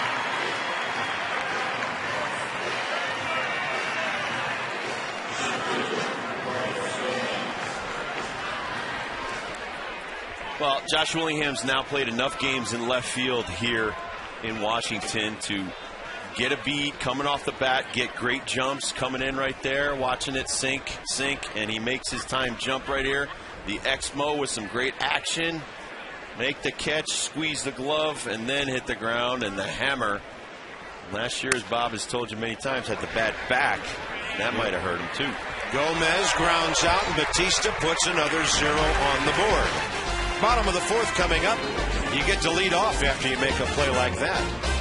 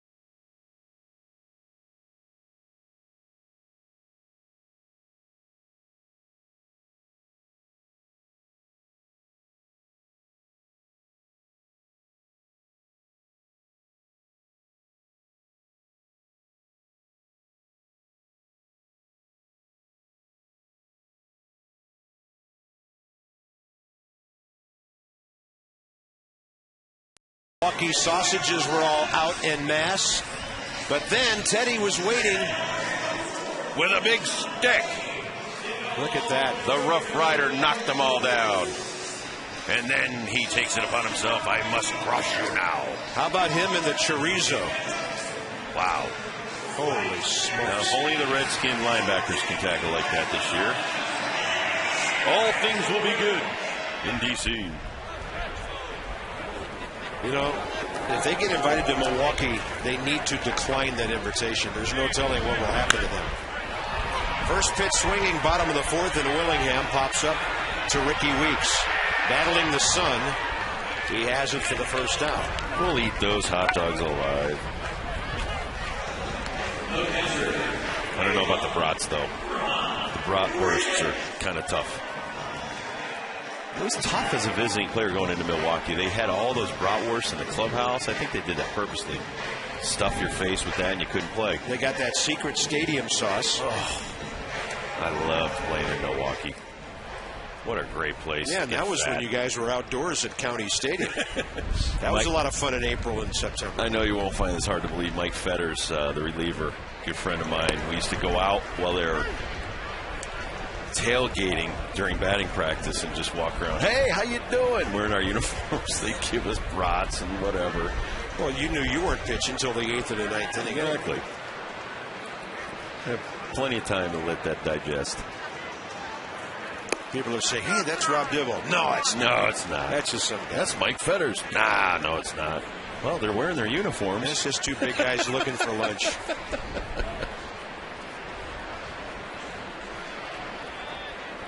1-1 to Pudge Rodriguez, who hit a ball to the left center field wall first time that Carlos Gomez missed. And then Pudge scored 1 out later on an Adam Kennedy RBI double. That's the extent of the Nats' scoring offense today. Well, and if you're Doug Davis, the one thing you can't do is just go out there and throw nothing but 86-mile-an-hour fastballs down Broadway. He's still got to have this 1-0 in his mind and his game plan intact and try to go as long as he can. It's not always as easy as you may think. 10 runs in the first inning. I got this game. The Nationals hitters might have something to say about that. So he's still got to try to keep us off balance, use that off-speed stuff. A pretty good job thus far.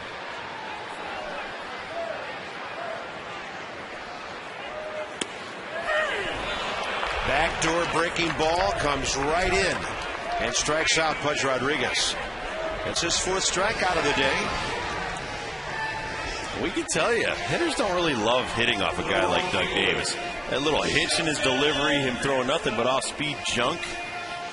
And even close enough. Yeah, close enough, but even Pudge Rodriguez going, man, I can't hit that. I don't even want to swing at it.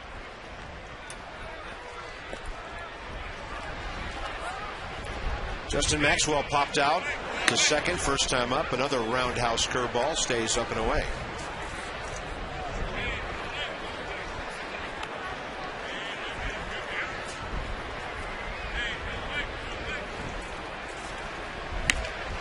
I didn't look at the box score. I didn't see Jamie Moyer's numbers, but he got tattooed the other day. And if a guy that doesn't throw more than 83, 84 is getting pitches up in the zone, he gets crushed.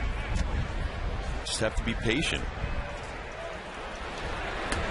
Your changeup isn't sinking down and away from the righties. There's some pain involved in that last outing by Jamie Moyer. The Marlins put 5 on the board in the first inning yesterday.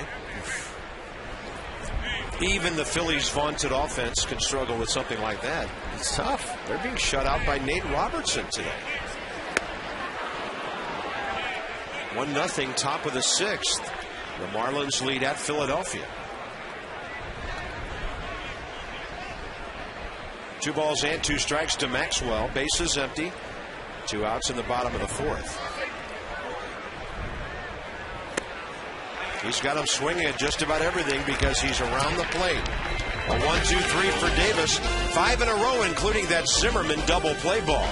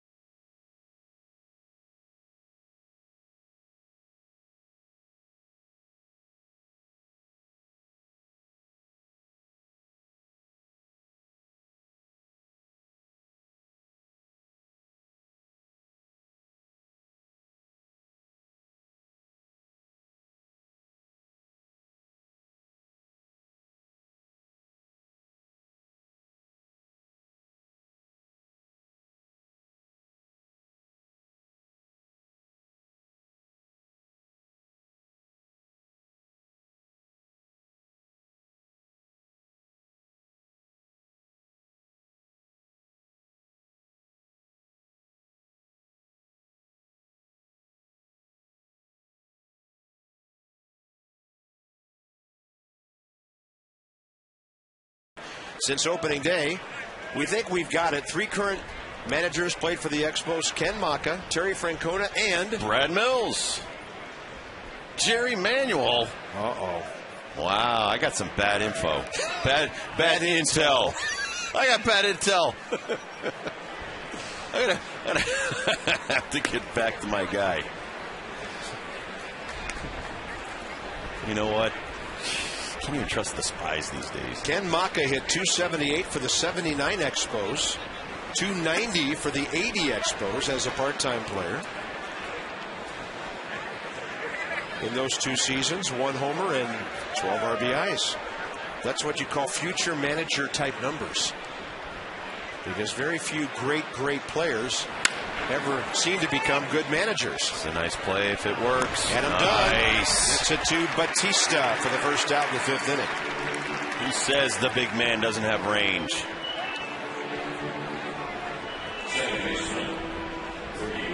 Tough play for Adam Dunn right here. Going to his right towards second. Makes the grab. Stop. Good feed to Batista covering first. Adam Dunn told me last week he worked a lot on defense in spring training. And I said, okay, but what does that mean? And he said, what I mean by that is footwork. Getting to the ball a little quicker. Getting to the ball when your feet are in a good position to turn, throw, lead the pitcher, do whatever you need to do. But it's all about the footwork over there. First base is a complicated position, Rob. You're not just standing over there taking belt-high throws all day. Well, it's even more complicated by the fact that he played outfield for the first 6-7 years of his career, and then all of a sudden, in the middle of last season, said, okay, go over and play first now. It's a little different if we say to a middle infielder or third baseman, hey, go across the diamond and play first. Now you have to kind of change the way you look at home plate. You don't follow the pitcher any longer. You have to watch the ball off the bat. You can no longer watch the guy go through the windup like in the outfield. Breaking ball outside, 2-1 to Ricky Weeks, on base 3 times today. He's 2 for 9 in the series. Couple of walks. Came in with an on-base average of 442. He's up around 470 now. Hacks one to the left side. Guzman has to hurry. In time, and a good pick by Adam Dunn. Josh Willingham may have saved the game, Rob, when the Nats were behind with this play on Friday night. That's a great play by Josh Willingham. You see the eyes, the focus, and timing the leap. That's everything. And once again today, tough sun, afternoon.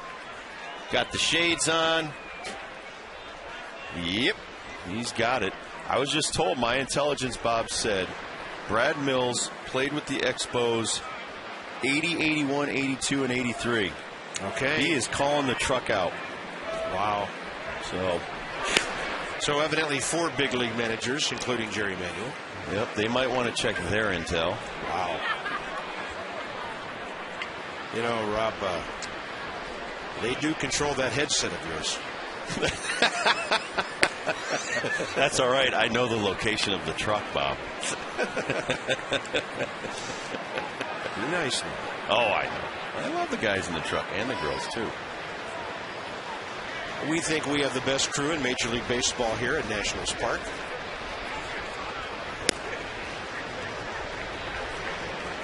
We don't get Saturdays and some Sundays off like some ball clubs whose crews get to take it easy while their ball clubs are on national TV every weekend. We're going to grind it out for you 7 days a week.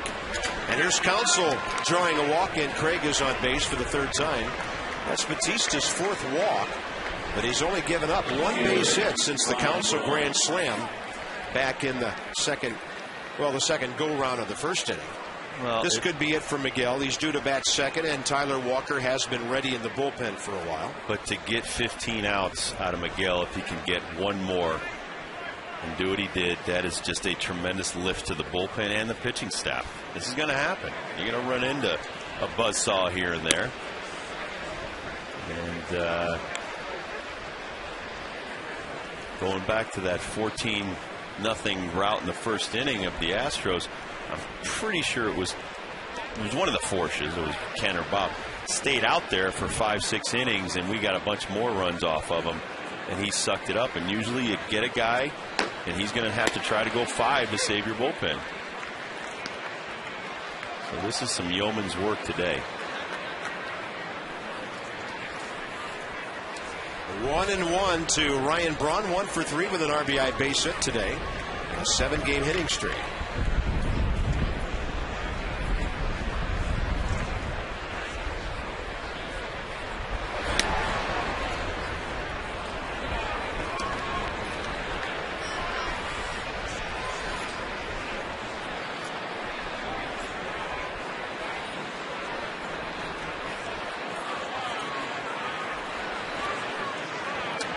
Put you right in the field box this year on a sunny, cool Sunday afternoon.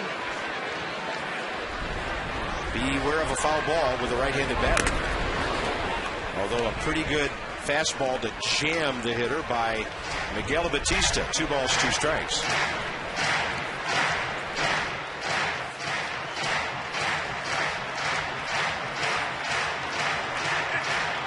Prince Fielder is next. Nationals had hoped to go through the entire weekend without seeing Trevor Hoffman. I think they'd be glad to see him today. That means it would have at least become a close game by that time. Swing and a miss on a big breaking ball. And Batista racks up another scoreless inning. He just may have saved the bullpen for the first half of the Colorado series.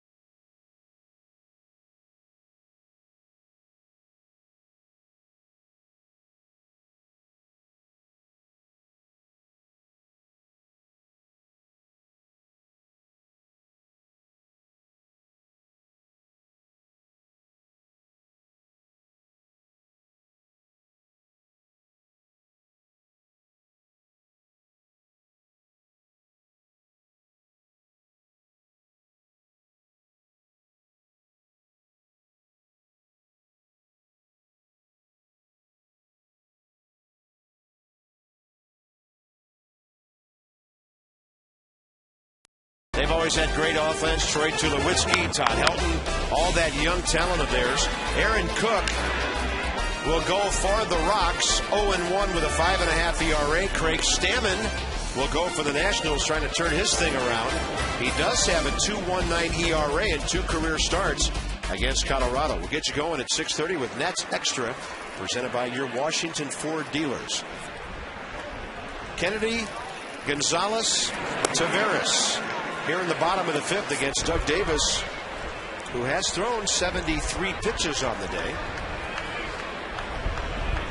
As we said about Levon yesterday, the most maximum effort throws on those 73. Adam Kennedy's 2 for 2. Adam needed a couple of base hits, came in batting .214. He's now 8 for 30 on the season, so he has helped his numbers. And here's Alberto Gonzalez to bat for Miguel Batista.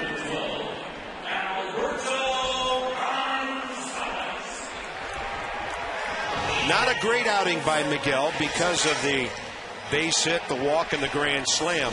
But after that, he shut the door on the Brewers for, as Rob mentioned, 15 very important outs that just may save this bullpen on a day like this. Well, I disagree. I think that's a fantastic outing. He came in.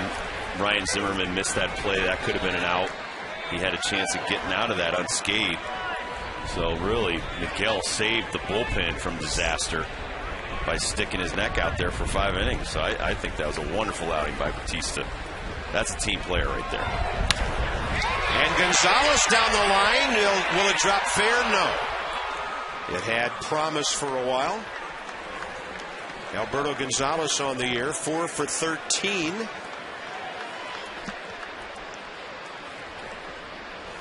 Hooking, just foul. So Batista goes 5 innings, gives up 3 runs on only 2 hits. 3 hits, pardon me. A base hit, and then the walk before that grand slam. He walked 4, struck out 4.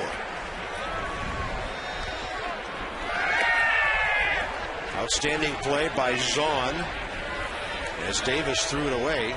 Batista, 78 pitches, 42 strikes, and Tyler Walker will take over from here.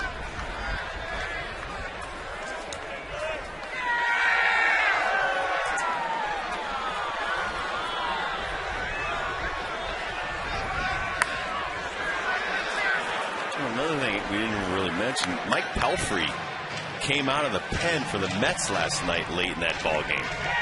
And Pelfrey had just thrown a really good game up in Colorado, so the Mets had to go to a starting pitcher to finish out that game for them. Sure, he didn't expect to pitch in a live game on his day to throw on the side. Looks like they took away that error several innings ago on Gomez and gave Pudge Rodriguez a double. No errors posted on the board for Milwaukee.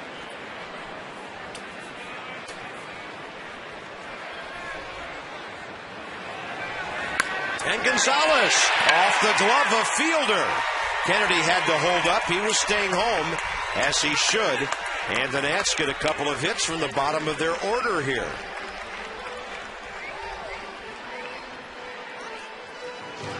Pile on some base hits here.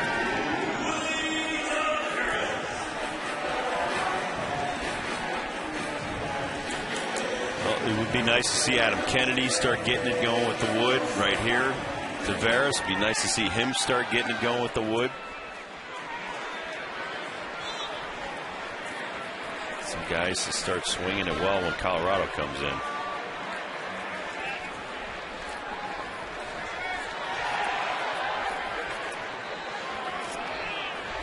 Rockies are hitting .268 as a team. That's a great bunt. He's going to be safe. No play. Bases loaded. Nobody out for Willie Tavares. His second hit of the day.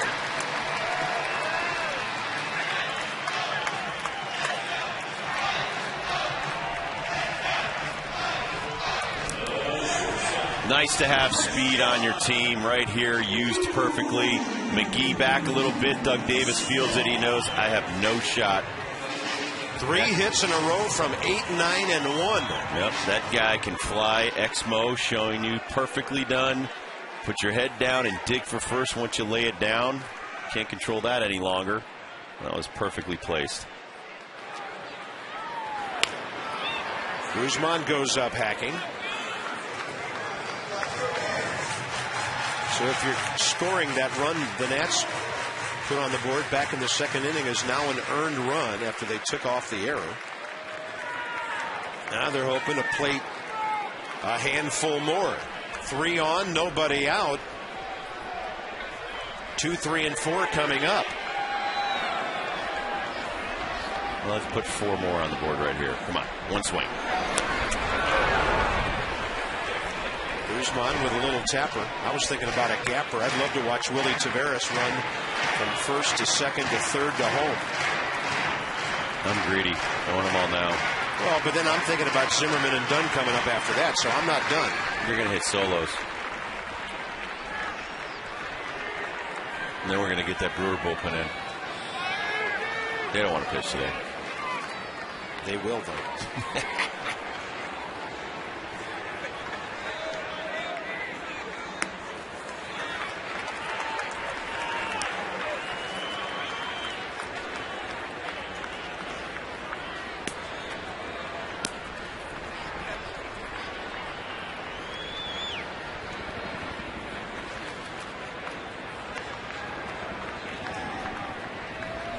One and 2 to Kristen Guzman.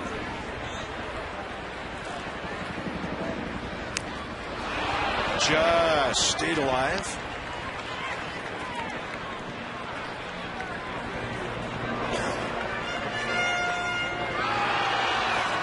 Bob, they're going to talk about it with a 9-run lead here. Again, Zahn out to see Davis. What's going on?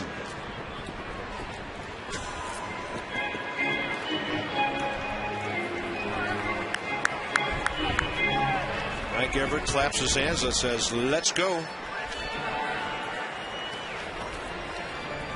Guzman 1 for 2 today.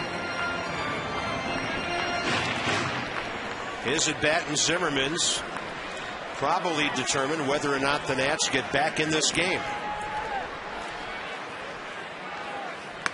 Ball 2. Good take. By certainly not the most patient hitter in baseball. No. Christian Guzman last year struck out 75 times and walked 16 times in 531 at bats. He's a hacker.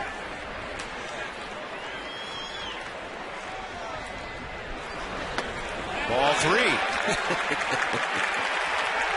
Well, if you don't like my 86, how about 70? Yeah, that was the fast gun. Bases loaded, nobody out. Nats fans eager for some runs here.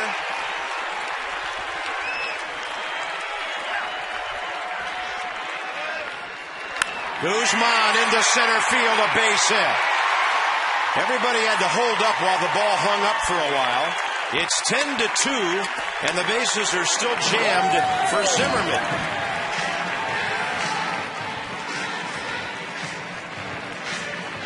Good, solid, cautious base running by everybody with nobody out. Christian gets jammed, a nice pitch, but not good enough by Doug Davis. And he gets it out there in the center field. Gomez, even with his great speed, can't run it down. And it's station to station right now. No outs. And the meat of the Nationals order coming up. That ought to get their bullpen going, Bob. Creatures are stirring. Nobody throwing just yet. Zimmerman 1 for 2 with a base hit.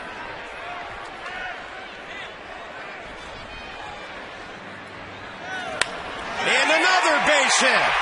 This will score 2 runs. And suddenly it's 10-4. 5 consecutive singles by Washington.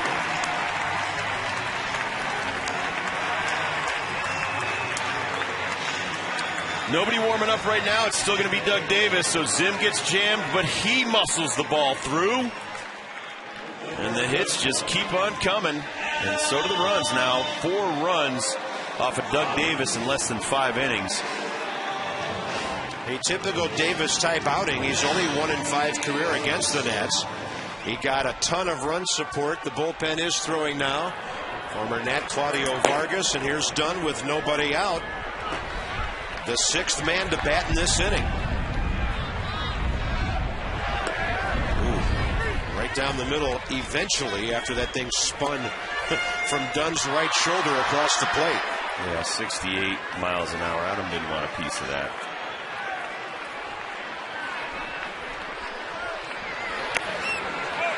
Zahn, another good play to prevent advancement by the runners.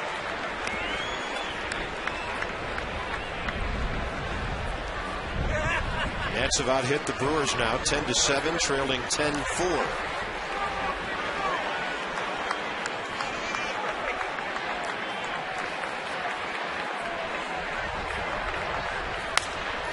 Fair ball, bad hop on Fielder. He stays with it for the first out. It almost got over his shoulder, but the big guy able to block it there. Both runners move up. Anxious moment for the Brewers, and now Willingham comes in. Well, if anything, Adam Dunn moves the runners over to second and third here with no outs. So now with 1 out, the hammer coming to the plate. You still have a chance to cut this deficit to 4, Bob, if you can get those 2 runs in. And the thing that deadened that ball, it appeared to hit Fielder's bare hand.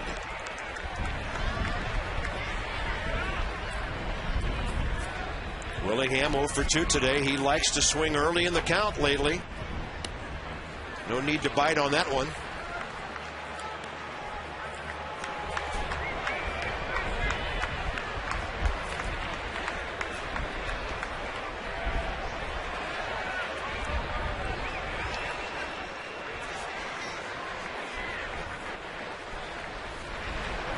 And another, ball 2. Now, you don't want to help him right now. Now he's digging his own hole. I know Ken Mock is probably just trying to get him through this inning. He's had 94 pitches through 4 1/3 after having been given a 10-run lead.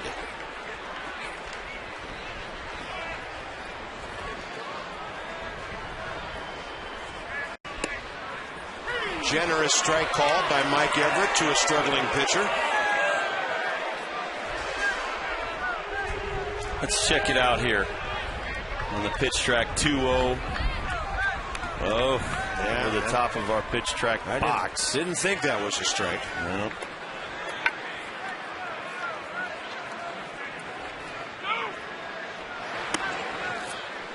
Similar location, ball 3. Pudge Rodriguez 1 for 2 with the double today.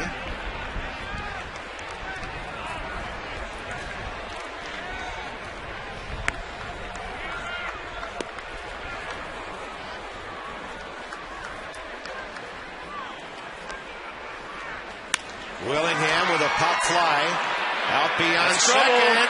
That ball is caught by Gomez at the last second. Ooh, that hurts. Not getting that runner home from third with less than 2 outs. Gomez with a big play, and it'll be up to Pudge Rodriguez. Ricky Weeks couldn't get there, but Gomez, who at 6'4", has some long strides coming in from center field, a lot like Justin Maxwell. One of the fastest center fielders in the game. He may not be hitting too much right now, but that's a huge catch for the Brewers. Wow. Exmo picks it up. More difficult. Guzman went halfway, hoping that would drop, but Ricky Weeks is going out towards him, so he's got to worry about 2 things. The ball, catching it, and Ricky Weeks now running him down.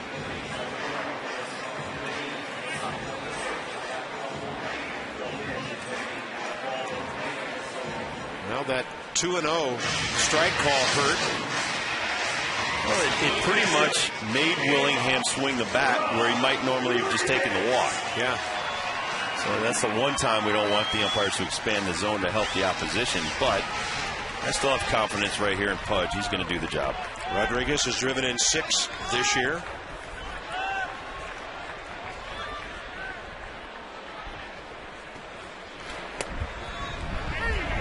Davis on a pitch just like that struck him out looking last time up.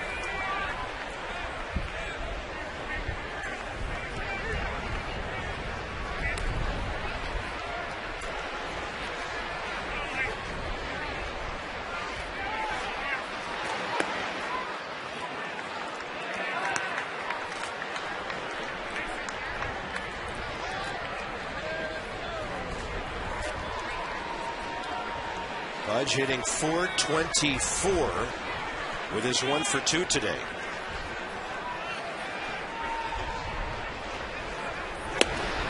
Davis tried to challenge him, missing with the fastball.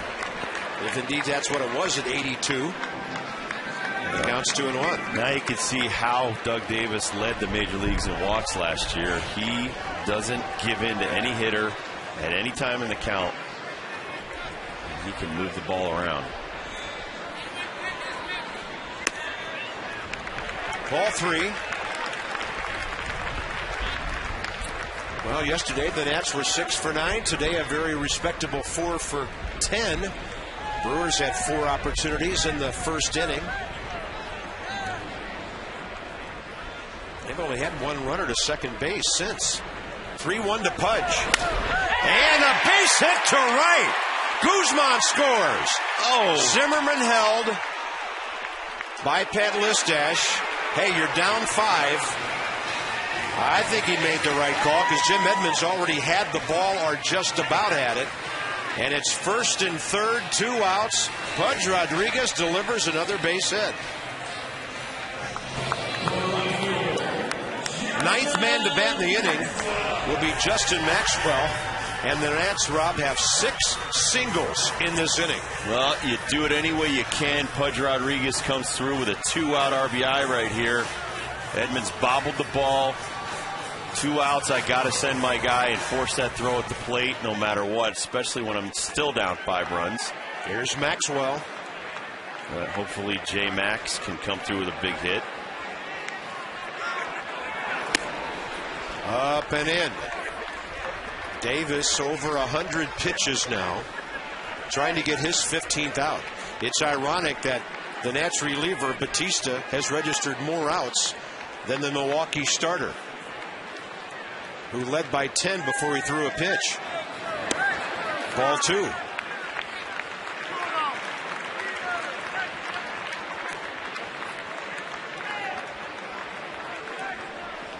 The other thing that factors into there, Jim Riggleman said this morning, he wants to be a little cautious about Ryan Zimmerman colliding with catchers or anything like that right now, just back a day or two.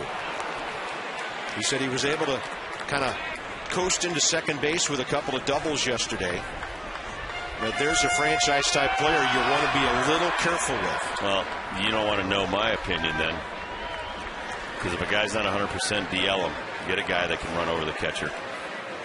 2-1 to Maxwell. I'm just telling you what the manager said. That's 3-1.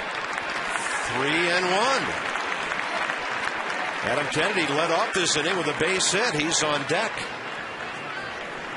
And Rob, a great job by the Nats this inning of putting the bat on the ball, not taking big, huge swings, and stringing an inning together here. Now the bases are loaded. How long can Ken Mako watch this? That's going to be it. He can't watch it anymore. His pitcher was given a 10-run lead and cannot go 5 innings.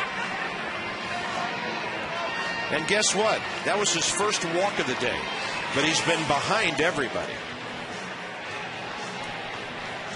That is really something. The Nats, are they back in the game? I think we're all going to find out very shortly.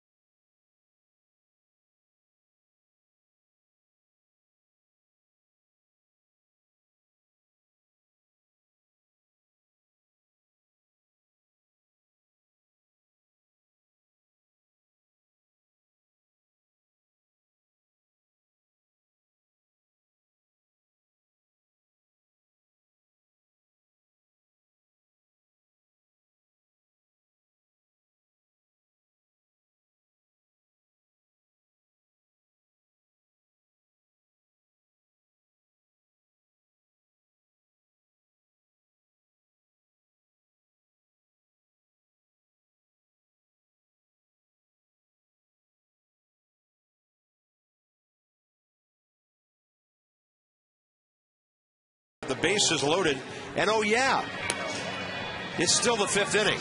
T-shirt Tuesday arrives for the first time this year. On Tuesday against the Rockies, first 10,000 fans at the game Tuesday night receive a red Natstown T-shirt presented by Tickets.com. Go to Nationals.com for all your ticket information. It's become a very popular promotion. Claudio Vargas was with the Nats for 4 starts in 05. After a couple of years with the Expos, 6-8 in 03 when he made 20 starts, 5-5 in 04 when he made 14. I think our team has done a marvelous job today. They knocked the starter out, didn't give him a chance to even win this game. Then a reliever from our pen go 15 outs, saved the pen, and now he's allowed the team to fight their way back into this game.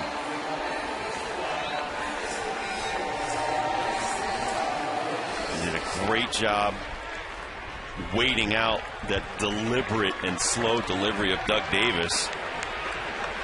11 hits, Bob. Here's Kennedy, 6 of them in this inning.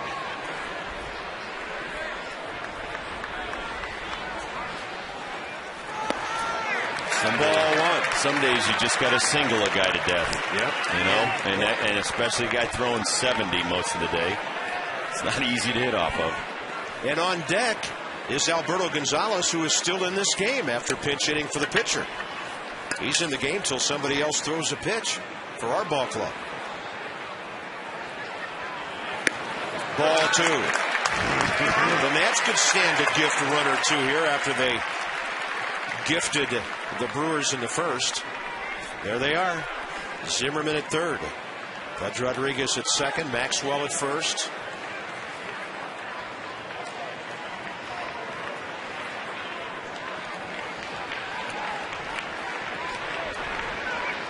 Big pitch here for Vargas.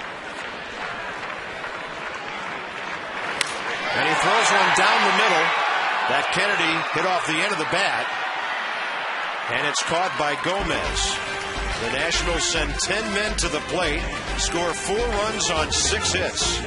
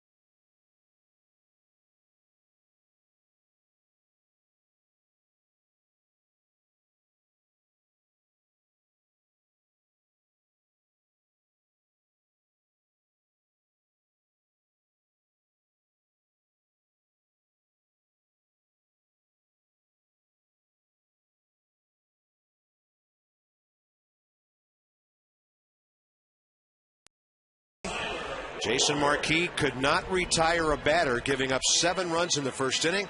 But thanks to Miguel Batista getting 15 outs, Rob, the Nats are back in this game. Well, a bad team just withers and dies and just eats the 10-0 and goes away. But Miguel Batista comes on, gives them hope to keep coming and coming back hard. And he went 5 excellent innings. Yeah, he allowed a couple of early runs, but you know what? There was already a juggernaut in place. And then he shut them down, and now Nationals have scored 5 runs, cut the lead in half, and we still got a lot of ball game to go. Christian Guzman goes to right field as Alberto Gonzalez stays in. So Maxwell's out, and the pitcher for the Nats is hitting 7th. That pitcher is Tyler Walker. First pitch swinging, Prince Fielder. Zimmerman tells everyone to stay away. And a quick out here in the 6th. This is getting interesting.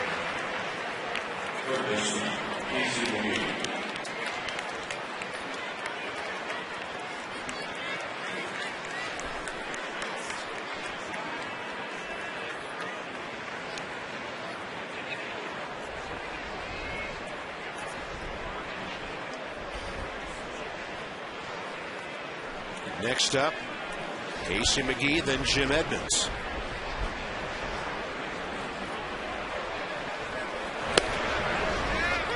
And Walker comes out firing.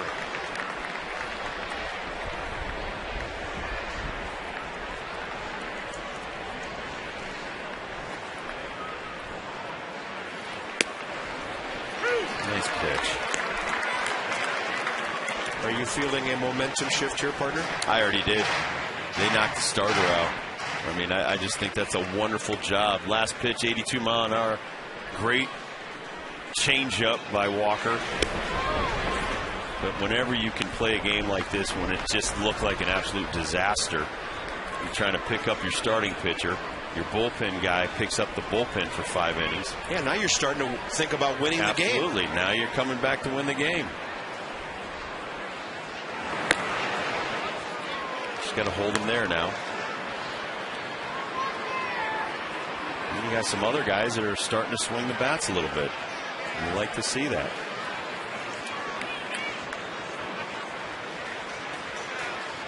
And a 2-2 to McGee.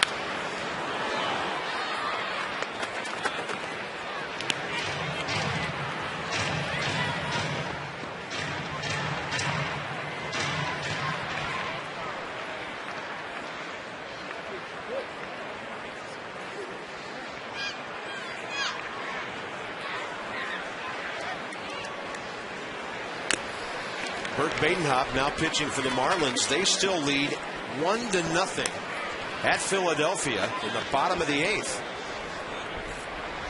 Phillies batting with Ben Francisco, 2 outs, nobody on base.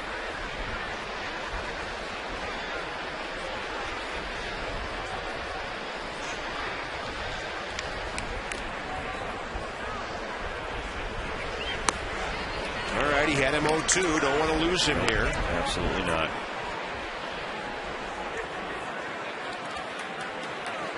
Rockies have just scored in the 7th on Ian Stewart's 3rd homer of the year. And they're tied 2-2 at Atlanta. Rockies here tomorrow. And a 3-2 ripped to the left of Zimmerman. Tough play. Ryan couldn't come up with it.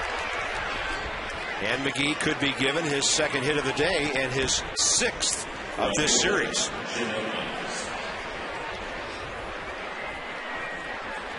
It's a shot. Zim can't pick that one. And the Brewers trying to get a couple of runs back their way. That brings up Edmonds. 0 for 1. Hit by a pitch, an RBI on that, and a walk.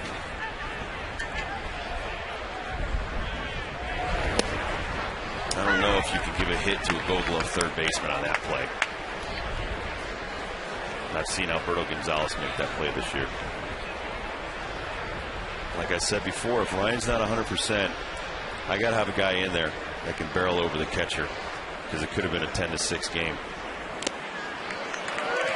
Walker goes a little bit off speed, gets a foul tip.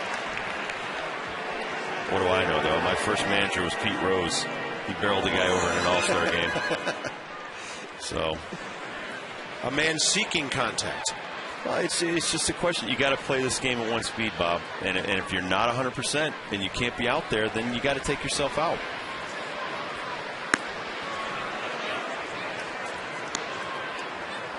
There was a lot of games in Philly and, you know, the first few games here that we could have used him every day out there. But if he's not 100%, there's some guys on the bench that can rock it out there. Christian playing right field.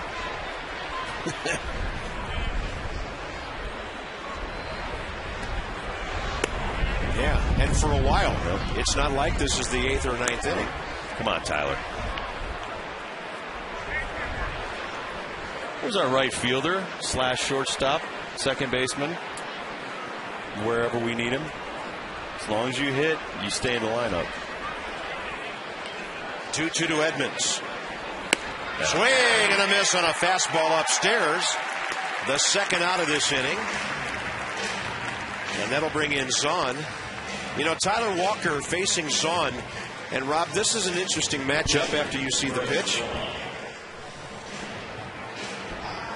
If I can see the pitch.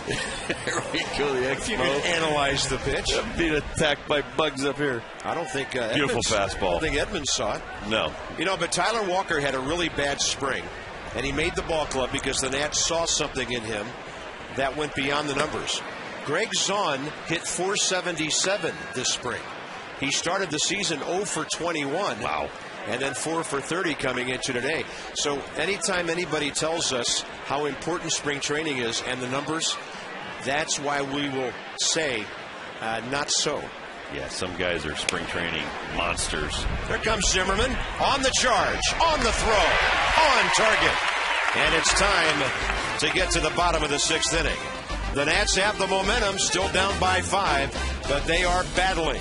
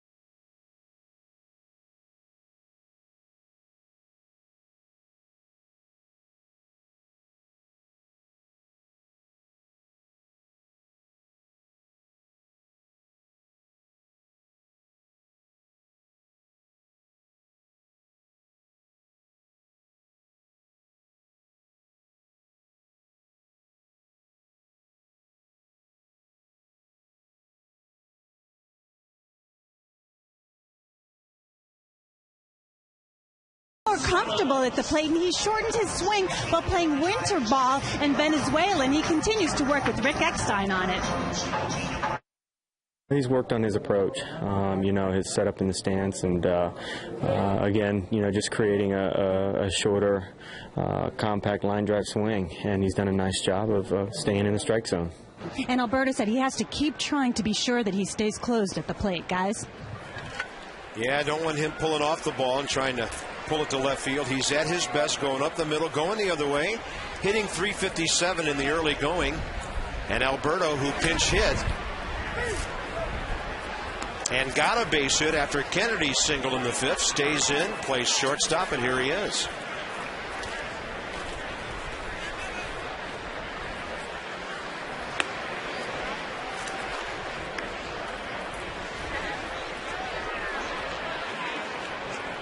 Vargas acquired by Milwaukee from the Dodgers in exchange for catcher Vinny Rattino at the trading deadline last July 31st.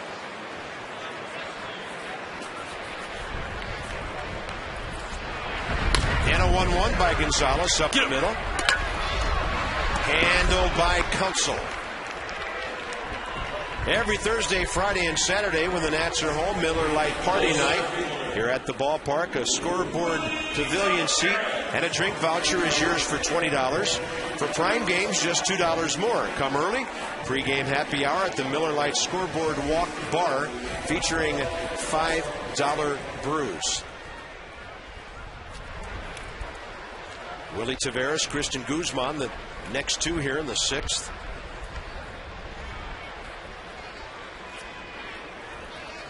If not both, one of these next two needs to get on base. Recycle that lineup around to Zimmerman and give him a shot before it gets too late. Still in the middle innings here.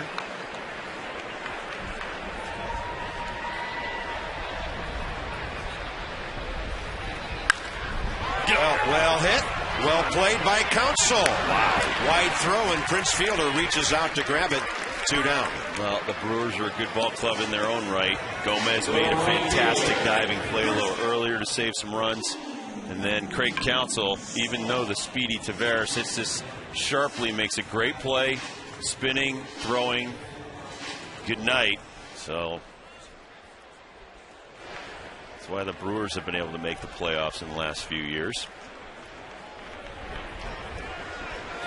Guzman 2 for 3.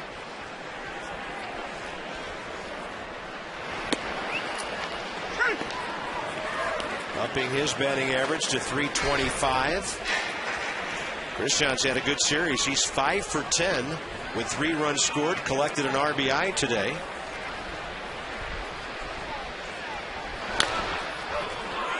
Trying to leg one out. He is out on a close play called by Andy Fletcher. That high throw enabled him to get close to the bag, but he got punched out on a bang play. Wow, close.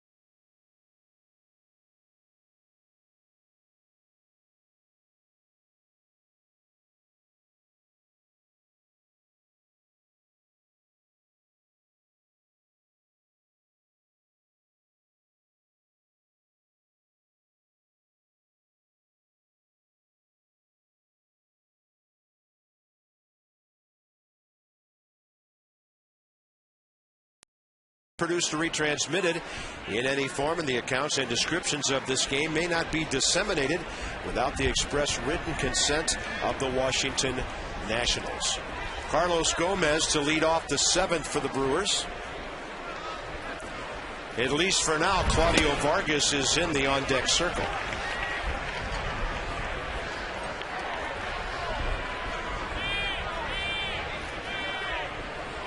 Vargas has come into this ball game and retired 4 consecutive Nats, including Kennedy in the 5th with the bases loaded. Gomez 1 for 3, but sparkling play in center field.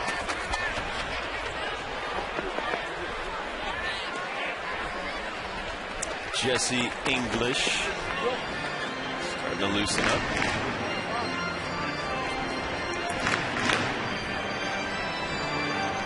As you look at him, and he reminds you a little bit of Justin Maxwell, who's 26 years old, 6'5", 235.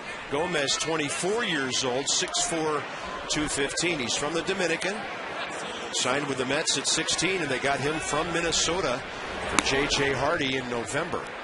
Well, and Minnesota got him as part of that Johan Santana. This was one of the crown jewels of the Mets organization, but once again, got to come up here and hit.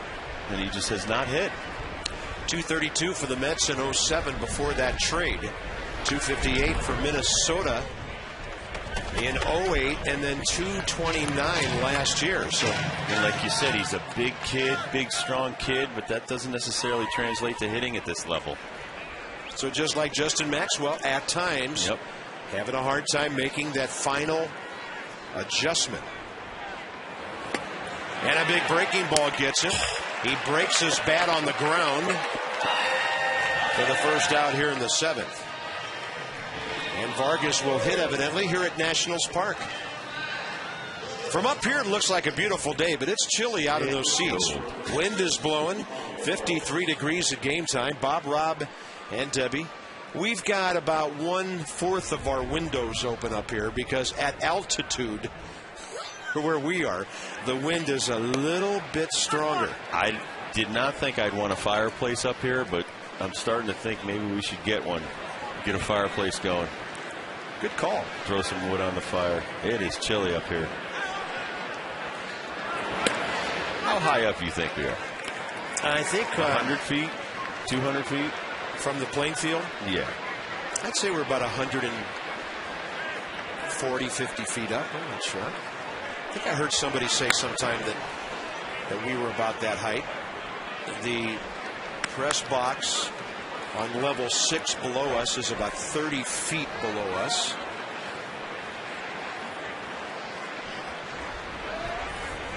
Aaron Cook, Craig Stammen tomorrow night. Rockies in for 4. Walker on the outside corner, and that's it for Vargas. Tyler's got the breaking ball working now. Another strikeout for him. When he's not throwing a curveball, he's blowing fastballs by people, so he's setting himself up here. Great breaking ball. As we've said before, find whatever's working for you and use it. He's setting that breaking ball up, and I know it's Claudio Vargas, but it's better to face Ricky Weeks with nobody on with 2 outs than get into trouble. Top of the order coming up.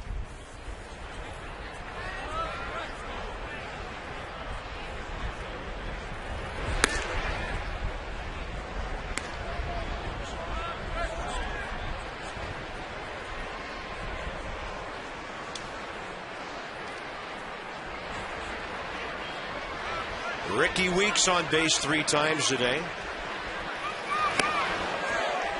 Tyler Walker having a good outing here, trying to pick up 6 more outs for the Nats bullpen.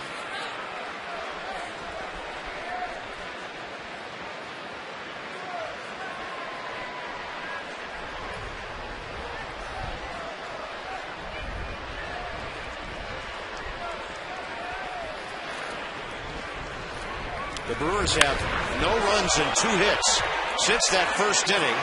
That comes to a crashing close with a ball off the wall and left. It does stay in the ballpark. Willingham retrieves, and Ricky Weeks is on base for the 4th time today.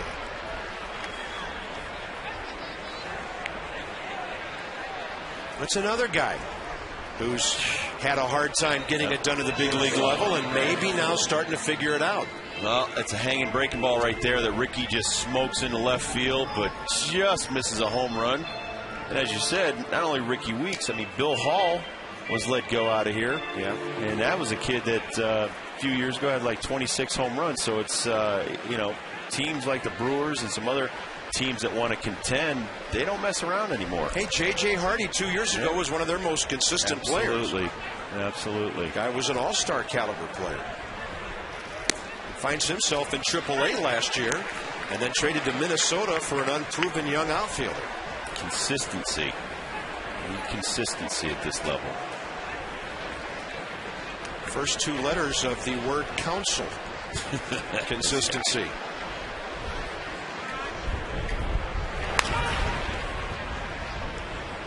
Quickly strike 2 here in the 7th. If we have the hammer, Josh Willingham, this kid's the nail.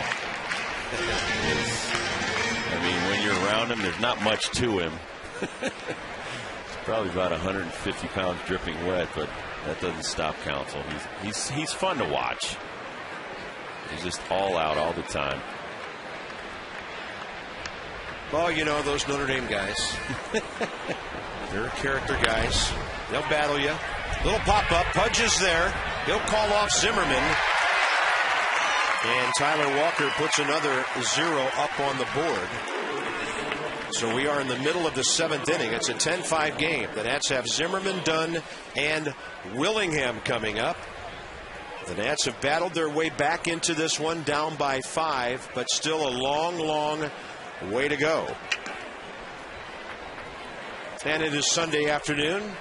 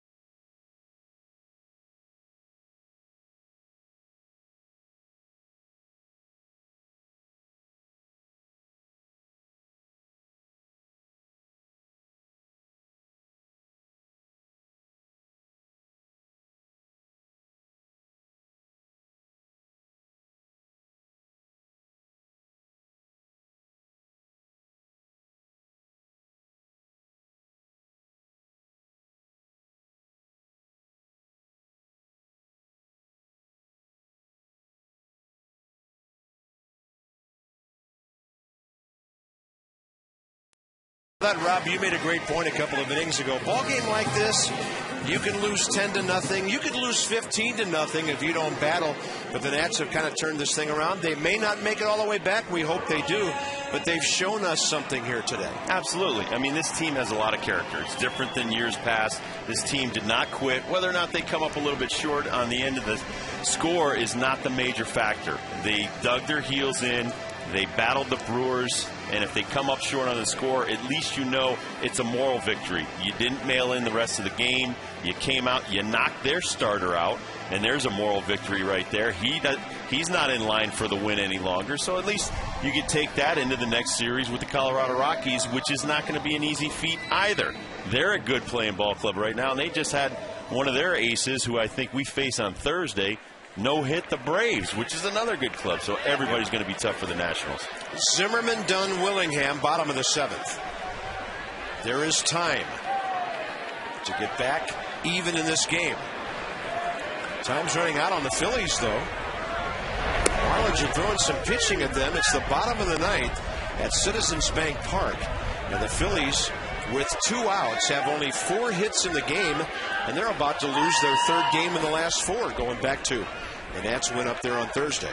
Zimmerman 2 for 3 with 2 RBIs.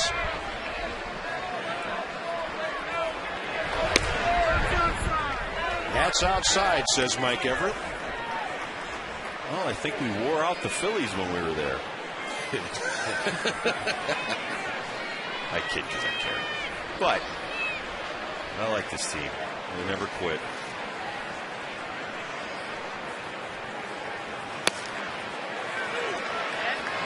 Colorado just scored in the 8th. Carlos Gonzalez with a home run. They lead at Atlanta 3-2 against Jair Jurgens. 10-5 Brewers here, bottom 7. It was 10-0 before the Nats ever picked up a bat. Target in. He missed his spot, and Zimmerman was able to foul it off. Zahn wanted that pitch under Ryan's hands. Hey, by the way, Bob, our thoughts go out to Aaron Rowan, who was hit in the face by a fastball the other night by Vicente Padilla, the Dodgers. He's gone on the DL with a couple of fractures in his face. That's too bad. That's one of the great kids in this game. He is, and he's a hardcore player. We talk about these guys that grind it out. He face planted in Philly a few years ago and busted up his face, so we hope Aaron Rowan's okay.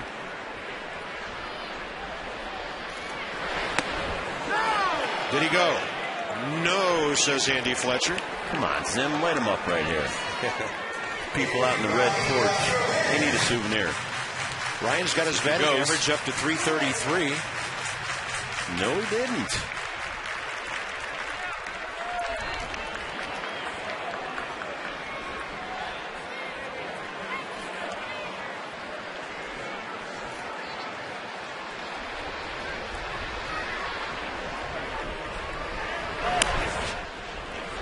Vargas holding on way too long. Ball 3.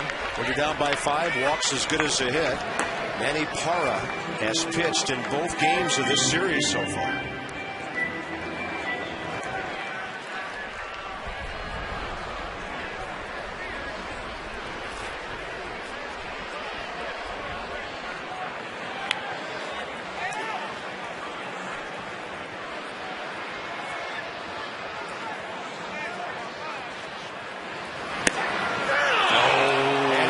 Will throw one at the knees that Zimmerman watched go by. 5 in a row for Claudio Vargas.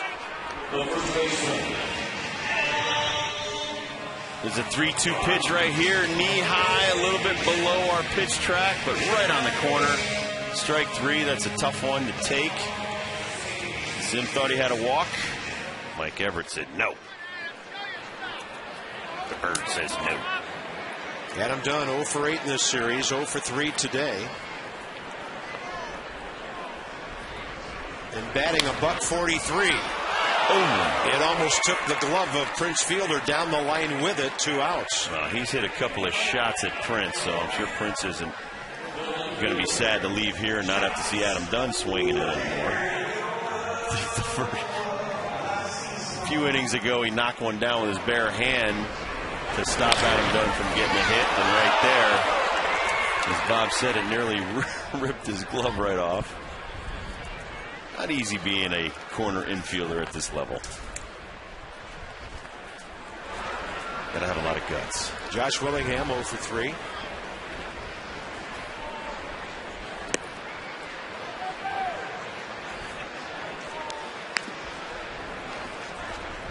Gotta get some kind of music going in here to get the fans going, you know? Kind of quiet sometimes. Yeah, a lot of the players have their own music that's played up as they walk up to the plate. Yeah, but during the innings, maybe get the Capitals guy to come over here, DJ. That was a raucous house last night, wasn't it? Yes, it was. Those Canadians, boy, for being the 8th seed. Woo! Capitals were lucky to steal that one. They better sneak one up there. Yep. Vargas using every corner of that strike zone.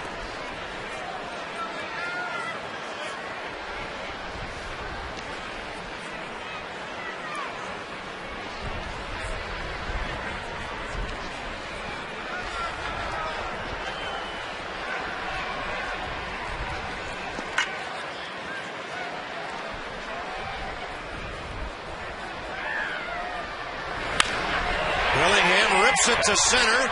That ball's down and a base hit. Gomez trying to sell it to the second base umpire, but Adrian Johnson had already called it a base hit. And the Nats have a runner with 2 outs. Pudge Rodriguez, the hitter now. Sinking line drive, and Gonzalez actually makes a great play keeping that from getting by. As Bob said, he got up and tried to sell it as a catch. With a 5-run lead, I don't know if I'm diving for that ball or trying to just keep it in front. Pudge Rodriguez, 2 hits and RBI today. Willie Harris, because the pitcher spot is next. And Pudge Rodriguez, by the way, is now batting .454. Now, see, this is where I agree that the pace of the game comes into play. How well has Vargas been throwing? Pretty well. Yeah. Why the visit, right? Yeah, why the visit from the pitching coach other than to maybe slow down our momentum? The Yankees did this in the postseason last year. They sent their catchers out to the mound anytime a rally started. Is that something they would do on the road, too, to kind of quiet the crowd down a little bit? Absolutely. Absolutely. You know, you can't have the pitching coach and the manager. They can only make one trip, and the second trip you got to remove the pitcher. So the catcher can go out as many times as he wants. The Yankees use that to their advantage. I don't know if you consider that a misuse of it, but I think, you know, they got to start looking into ways to curb people from doing that in the middle of the inning. Go visit the mound 5, 6, 7 times in one half of an inning. They could fit them with communication devices. They could talk to each other from behind home plate and on the mound. Or they could give them, like, electronic collars, and I can shock them from the press box. I don't think they'd want you in control of that. Get back there. No, I'm just kidding. Oh, boy. Did you hear what Rob Dibble said? He wants to shock the players. We'll be able to read that tomorrow soon. Carlos Villanueva, the right-hander, joining Manny Parra. Tough spot for Pudge now. Vargas throwing the ball well.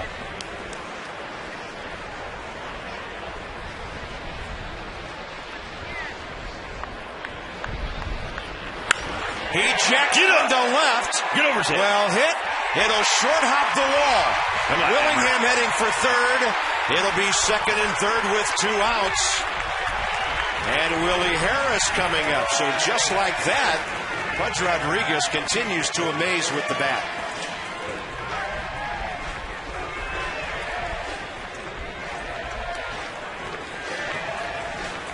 Pudge crushes this ball. One hops the wall.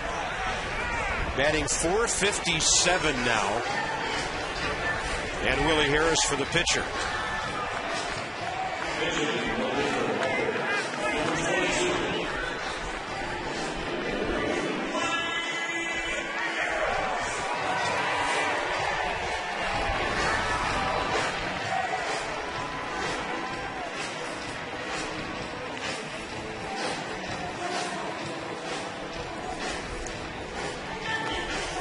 Ken Maka appears to be ready to call on Manny Parra for the third time in this series.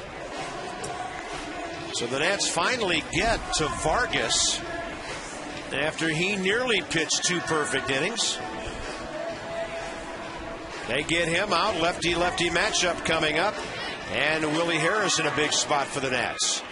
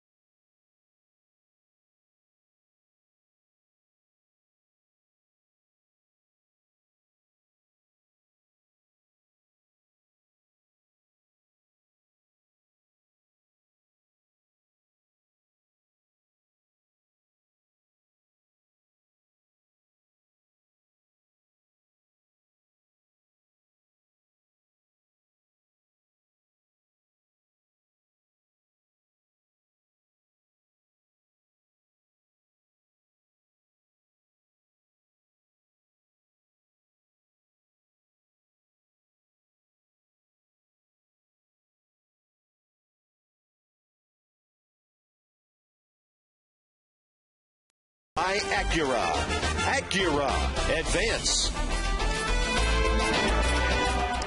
to the 7th inning after a disastrous first, and about 3 hours later the Nats are battling 13-9 in hits, 10-5 in runs. Everybody having a good time at the ballpark today, and we're hoping their afternoon could be capped off even better. Manny Parra will make his 3rd appearance in the series, and the Nats will pull Willie Harris and bat Ian Desmond for him. The rookie Desmond is 0 for 2 as a pinch hitter. In this series, though, he's 2 for 6. Couple of nice sacrifice bunts. But the Nats need him to swing hard and make this a 10-7 game. Got Ducks on 2nd and 3rd. Willingham at 3rd, Rodriguez behind him. Outfield deep, respecting Desmond's power, enhancing the chance of both runners to score on a hit. And there's one that'll make it 10-7. Desmond digging for 2. There is no quit in these Nats. Atta baby. And it's still the 7th inning.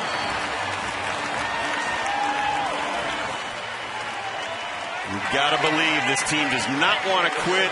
Rookie Ian Desmond comes up, doesn't waste any time on the hanging breaking ball. And look at the Exmo break down that double. It's nice to be young. And then he comes out of the box and flies around and gets to 2nd. So another single, and you cut it to 2. And there's a single, but it's hit really hard. Gotta go. Sends the runner. Here's the throw, and they've got him. Nice try. A perfect throw by Gomez in center, and the Nats lose a runner at the plate. 4 hits in a row, 2 runs. It's 10-7 after 7.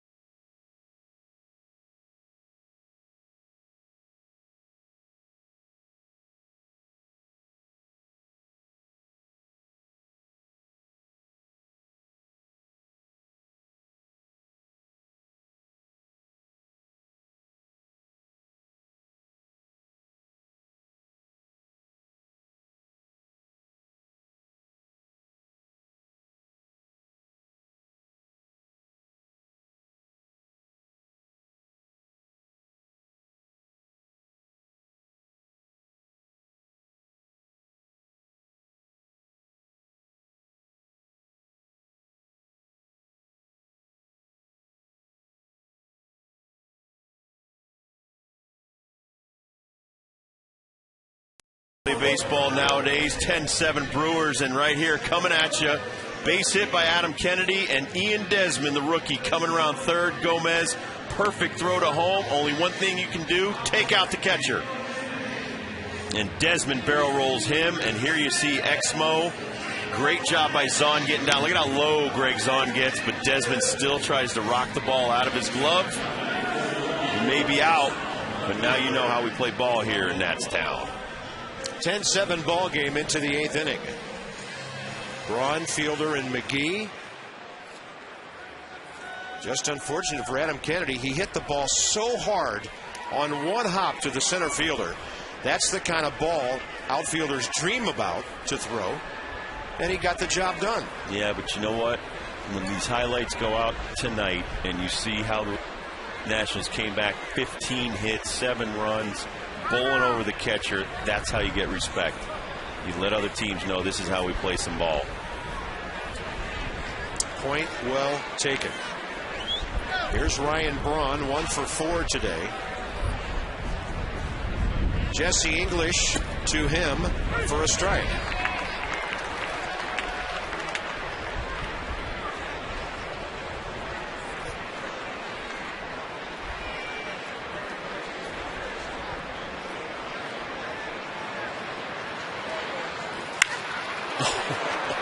Real hard, way foul. It's about the first time he's been able to uncork his bat this series. He's had some singles, but no Ryan Braun monster shots. You know, he's not a huge kid at all. I told you that. He's not that big a guy, but man, he can hit the ball. He is talented. Saw him in the clubhouse, and he looks to be one of those guys who's got about 3 or 4% body fat. And he's got about 3 or 4 shirts on underneath this uni. Totally put together. Yep. He reminds me of Derek Jeter. I mean, there's not a lot of meat on Derek Jeter, but man, he can put a wallop on the ball. Not as well as Braun, but some of these guys, not a lot of muscle on them. Right field, pretty well hit. Yeah, we get a guy there. Basket catch by Willie Mays Guzman. Yeah. Overran the ball a little bit, but he still made the play. Nationals baseball brought to you in part by Hager, established 1926, and that would be 27 years before I was born. Oh! Your own great moment starts at Hager.com. Touche. I was ready for you. If I was established in 1926, you'd be wheeling me to the ballpark every day. You'd have one of those big things up by your ear. Huh? What'd you say, Ronnie? I've got one of those right now. It's called a headset. Come on, let's shut this Prince down. Nice. Fielder 0 for 2 today, 1 for 10 in this series.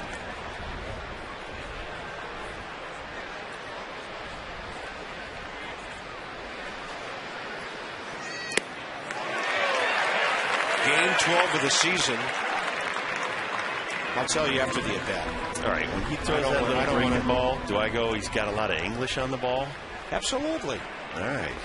He's from Oceanside, California. Just English.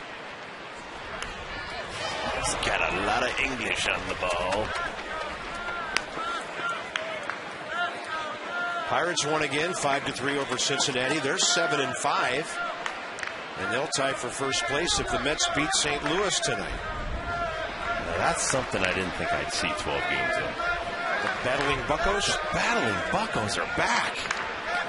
They got some good young players. They do. All right, now I can say it. Game 12 of the season.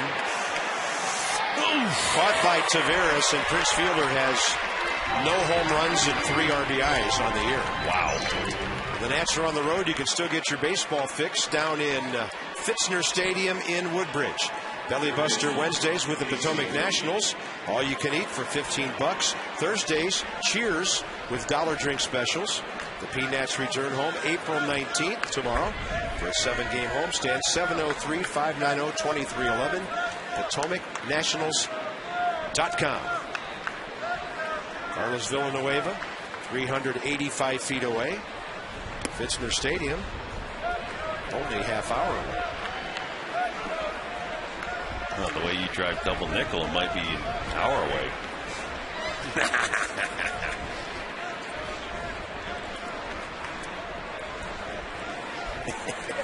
I see your wheels turning in there. I'm trying to think of a witty comeback, but you've nailed me to the pavement here. I do obey most local traffic regulations.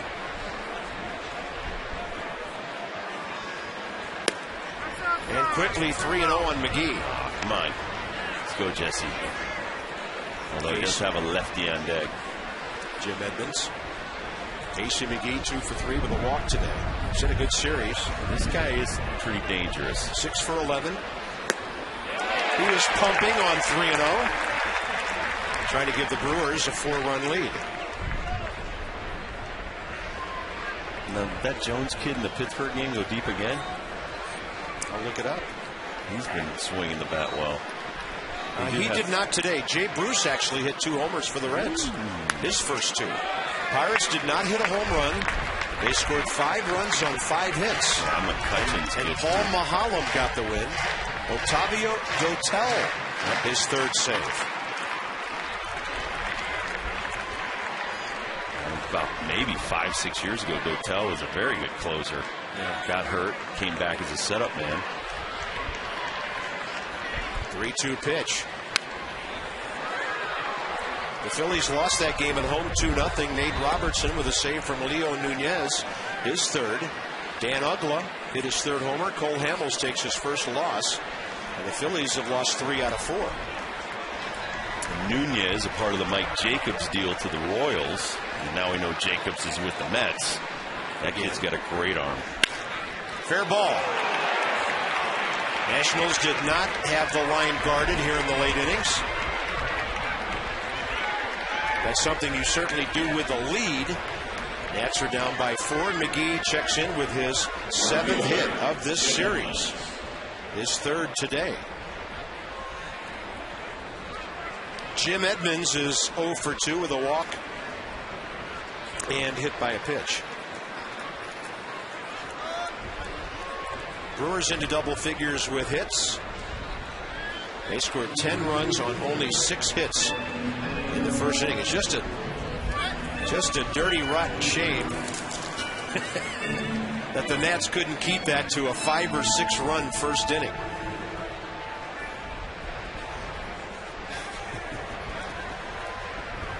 Brian Bruni, hopefully pitching in the 9th.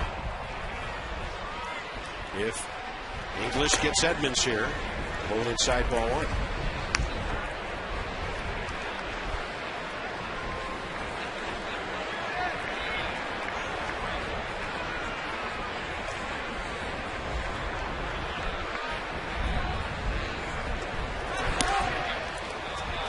That one gets through Pudge Rodriguez. Over to third base, McGee.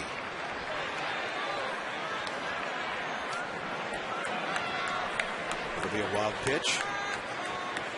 Well, and Jesse may be pumping a little too hard. He's more of a control 86, 87 mile an hour guy. Got that one up to about 89. But it was wild and all the way to the backstop. Stay within yourself. Throw those good breaking balls to Edmonds. Score right where it is. Out to right center. That hurts. Edmonds gives Milwaukee a 4-run lead with his second hit of this series. Tagging him on the helmet, Gonzalez. If that ball had bounced a little closer to the bag, the Nationals would have had him. But Edmonds gets his second RBI of the day, his first 2 with Milwaukee this year.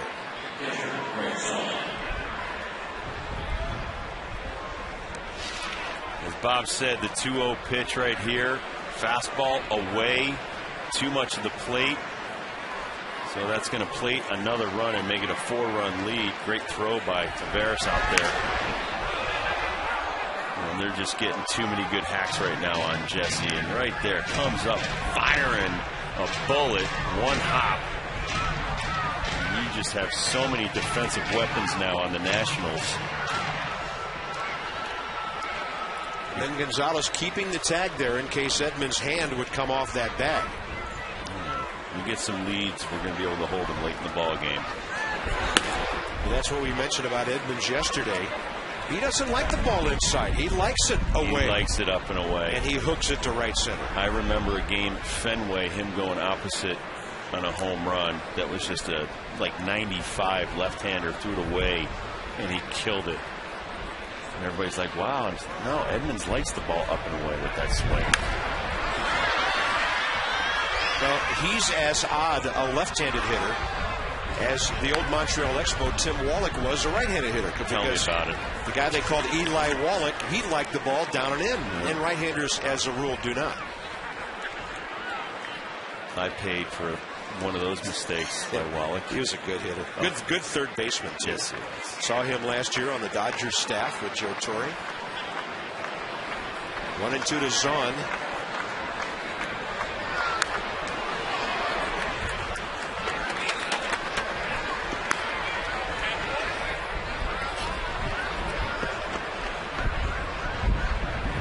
(11-7) Brewers.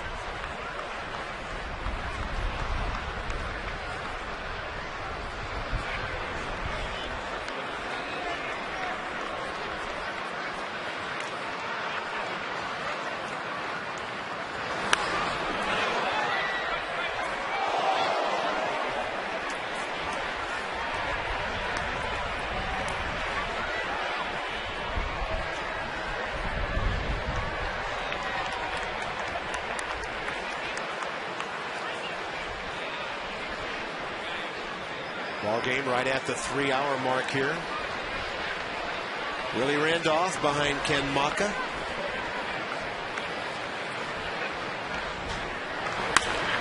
Zahn will pop it up right side. Kennedy's got an angle. He'll call Adam Dunn off and take that fair ball. Brewers get a run on 2 hits. The Nats still have time.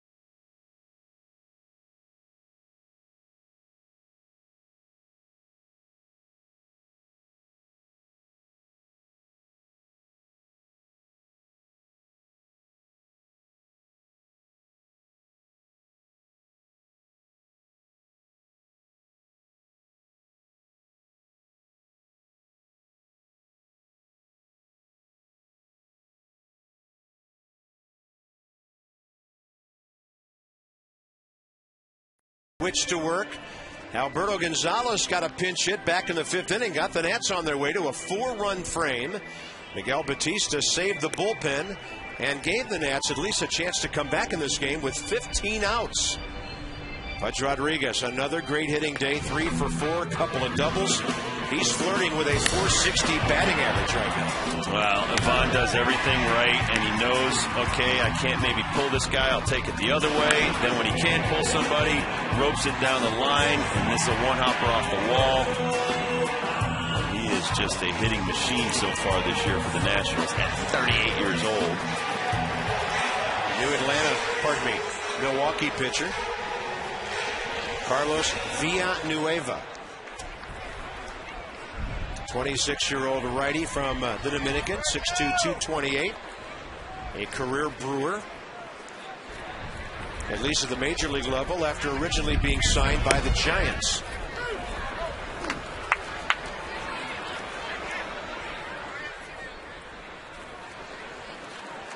Alberto Gonzalez 1 for 2. Shadows creeping from the light standards on the third base roof of the stadium. So the hitting conditions for the rest of this game will be tough. At 4:39 Eastern Time.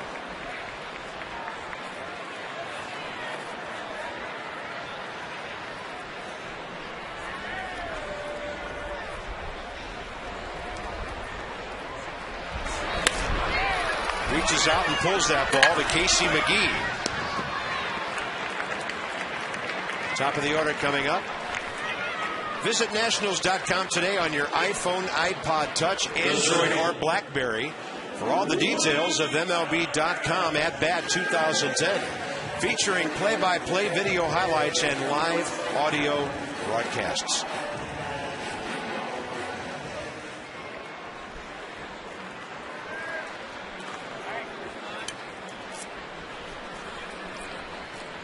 Willie Taveras 2 for 4, bunt hit last time, or 2 times ago.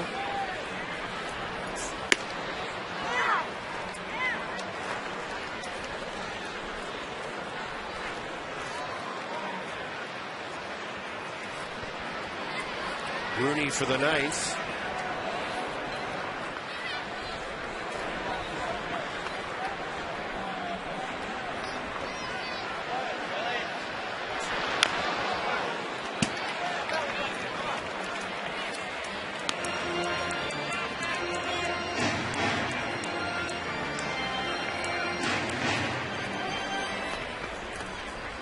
And then Christian Guzman on deck here, who's had 2 hits and an RBI today.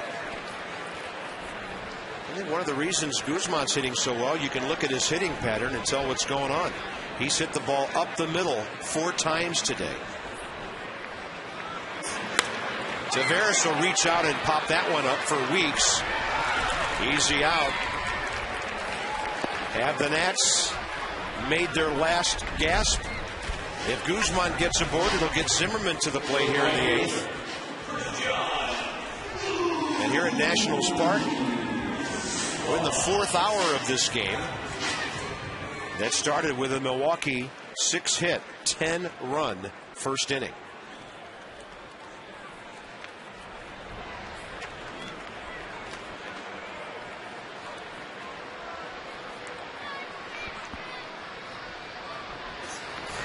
Coming into this game, the Nationals had upped their team batting average to 250.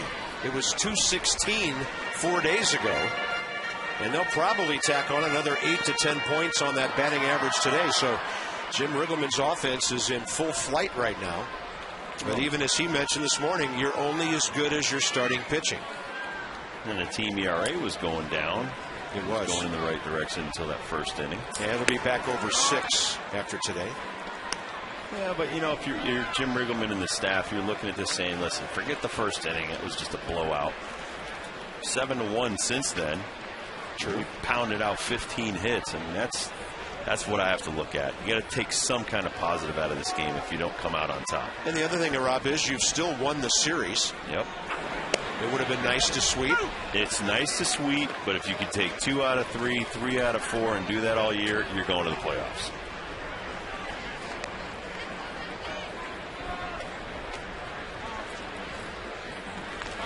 I think there's too many older guys in there that know how to win and hate losing. Even that 38-year-old catcher we got back there that nobody wanted here. Great addition. All speed, Guzman strikes out. Just now realizing he needs to run with 2 outs, and it's into the 9th inning now. 11-7 Milwaukee.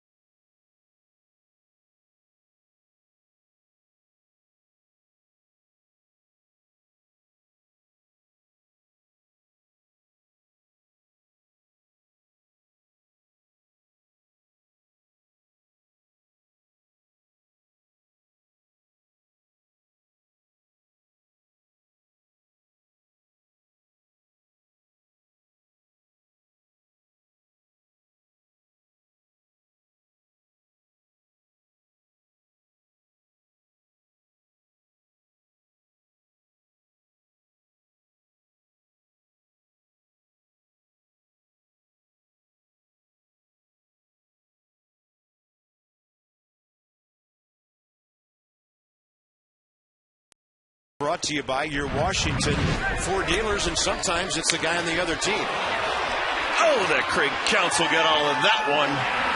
Drives it into our bullpen for a grand slam for drive of the game. If it wasn't for that guy, this game would be tied right now. That guy. He tacked on the final 4 of that 10-run first, and here's Brian Bruni to work to Carlos Gomez. Whoever hits next for the pitcher. And then Ricky Weeks. Looks like Villanueva might stay in and hit.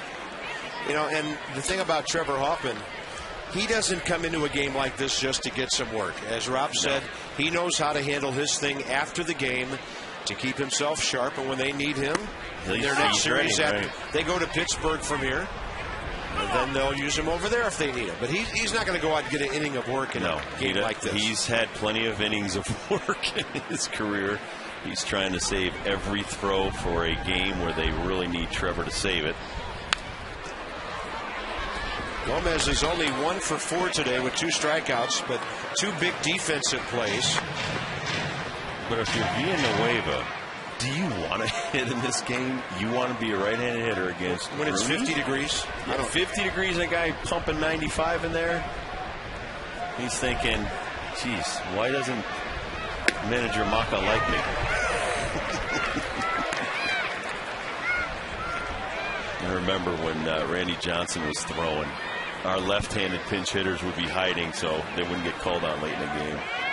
You know, Troy Hawkins isn't going very well. No. They'd probably rather have Villanueva out there right now. Rudy on a fastball up, and it's fouled by Gomez.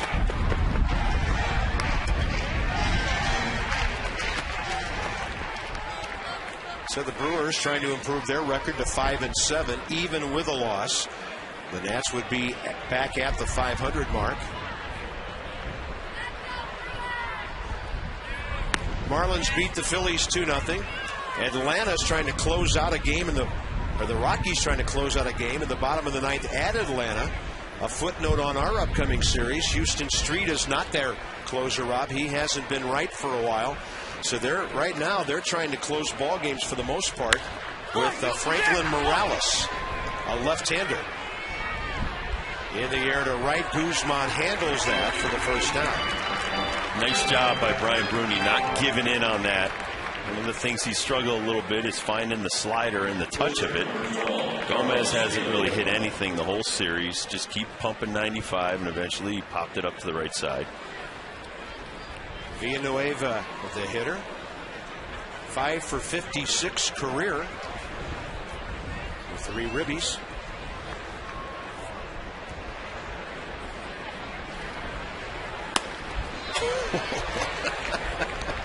I think he's really eager to get into the bottom of the 9th here. What's he swinging at there? But he knows the pitcher throws hard. He doesn't get a lot of ABs. I had to face Nolan Ryan early in my career, and he's right-handed, and I hit left-handed. He threw me a curveball, and this is how pathetic I was. I bailed. I thought it was going to hit me. And it was a curveball for a strike coming from a right-hander away from me. But I didn't want any part of Nolan Ryan. He struck out 13 guys that night. He was like 42. Aren't you proud to be on that all-time list? I saw that. He didn't strike me out. Oh, you didn't tell you the best part. 0-2, I laid down a sac bunt. It almost killed me, too. He threw it up and in, and I just kind of smacked it. And so you're not on that list. I'm not on his list. Houston, one of his old ball clubs, just got a run in the 9th at Chicago to tie the Cubs. Cubbies are batting in a 2-2 game.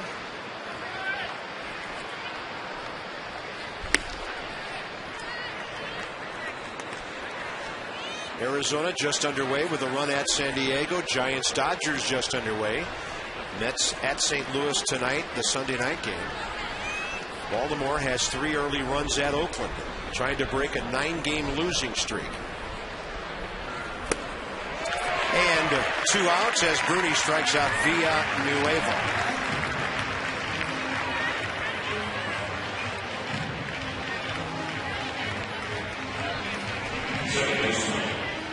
Top of the order, Ricky Weeks. I'll tell you, this kid has hit the ball hard almost every time he stepped to the plate. Even his outs were lasers.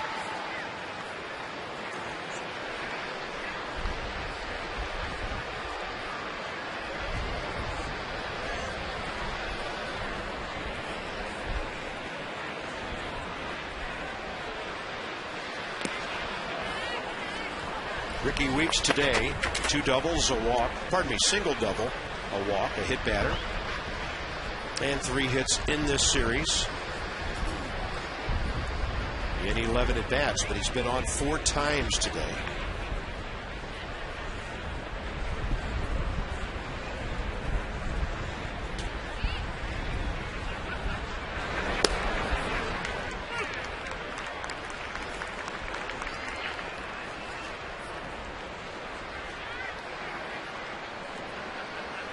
Out almost all of last year because of a left wrist that put him on the DL mid-May, had surgery.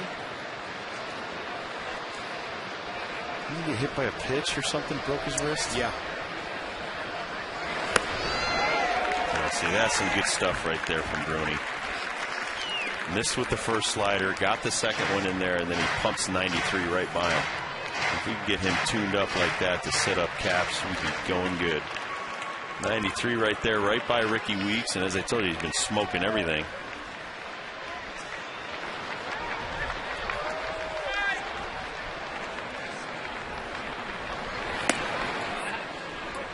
Is that a cutter? Yeah, I think that's a cut fastball. Yeah, it looked like it had a little cut to the outside. Finish him off. Another fastball up and in on him. Got to learn as you go along. And all right, I just learned something about you. You can't catch up to my fastball. Here it is again.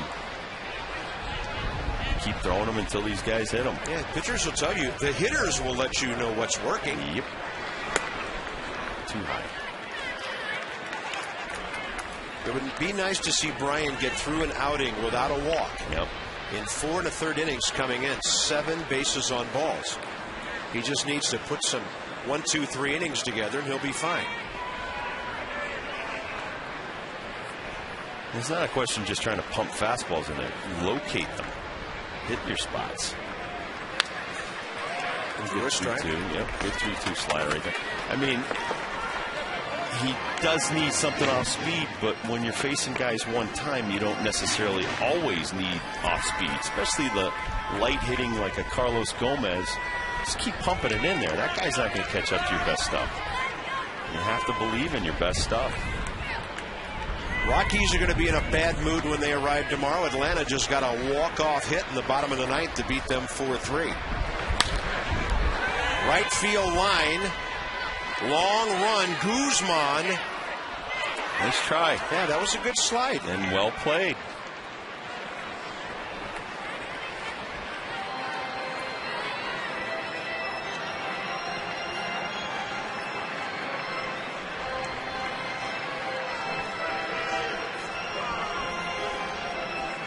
Coming up on Nats Extra, Johnny and Ray, Verizon Files brings it to you. A wild thing in the first inning. Jim Riggleman live. Preview of the Rockies, who just lost 4-3 on young Mr. Hayward's single in Atlanta. Oh, that kid's good. Imagine being 20 years old and having that kid's talent. A walk-off single to score 2. That a boy. Swing and a miss, and Bruni gets that 1-2 inning. Here comes Zimmerman. After him, Adam Dunn, Willingham, and then the Nats will need Pudge and a couple more.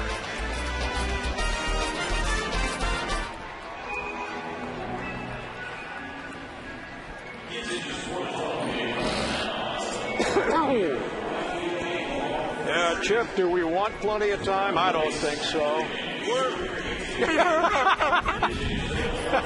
Weren't you saying that about the first inning?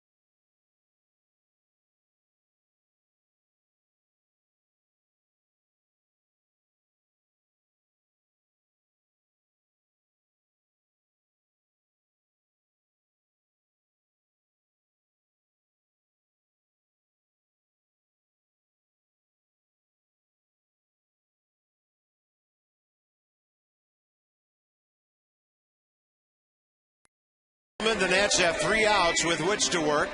3, 4, 5 in the batting order up here. They'll need a few more than that to get up there.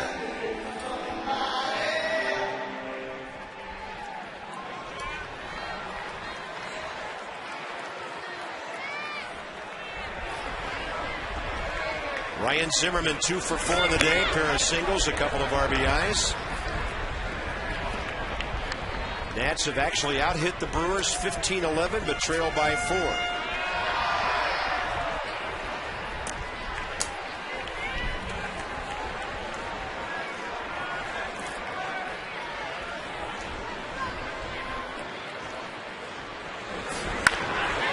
And a 2-hopper to Craig Counsell.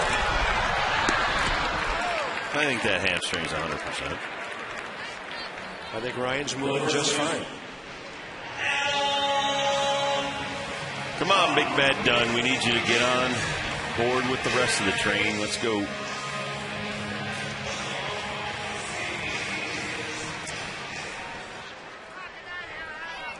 Adam Dunn 0 for 4 today, 0 for 9 in this series. Shift is on with Ricky Weeks in right field. Outfield plays him straight up. Adam lined out hard last time to fielder.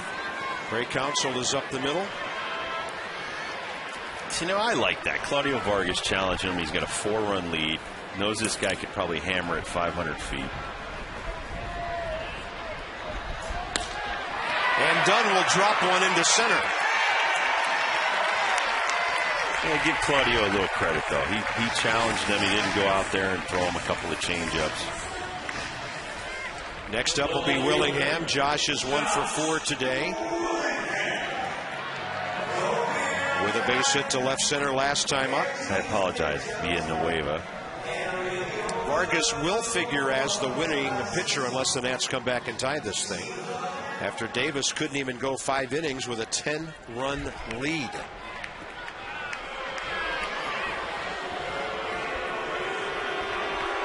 And the Nats fans are booing the pitching coach here. You know what? If the Nats get one more base runner, it becomes a save situation. Well, they always say that about setup guys. You're a good setup guy if you get your closer out there for a save. I've been on the short end of that stick a few times. Wouldn't that be being a good teammate instead of being a good setup? Exactly. You don't get 600 saves without some bonehead like me blowing up a couple of runs in a 4-run 9th inning. I'm sure I helped John Franco and Randy Myers get a few extra saves. It happens. But I like this guy. He's challenging our hammers in the middle of the lineup. He's not trying to flip it up there.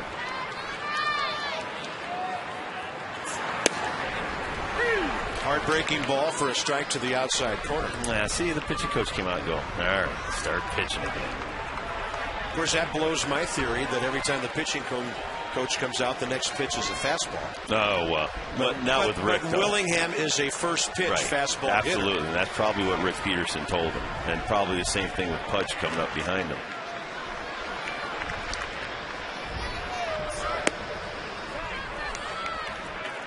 But Rick is trying to kind of remold and rethink this pitching staff. Like you said, last year they got banged up a lot. So they had to bring a new pitching coach in here. And I wouldn't say this was a great job today by the Brewers at all. Not at all. 16 hits, 7 runs, and they had a 10-0 lead in the top half of the first inning. Yeah, their ERA is going over 6 today. Started the day at 5.97. Come on, Hammer, hurt him.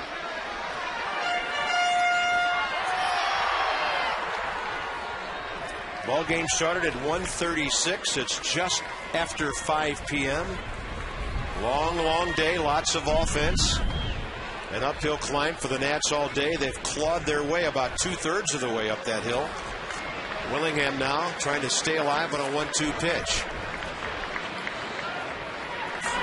He's seen a lot of breaking balls, and Villanueva misses 2-2.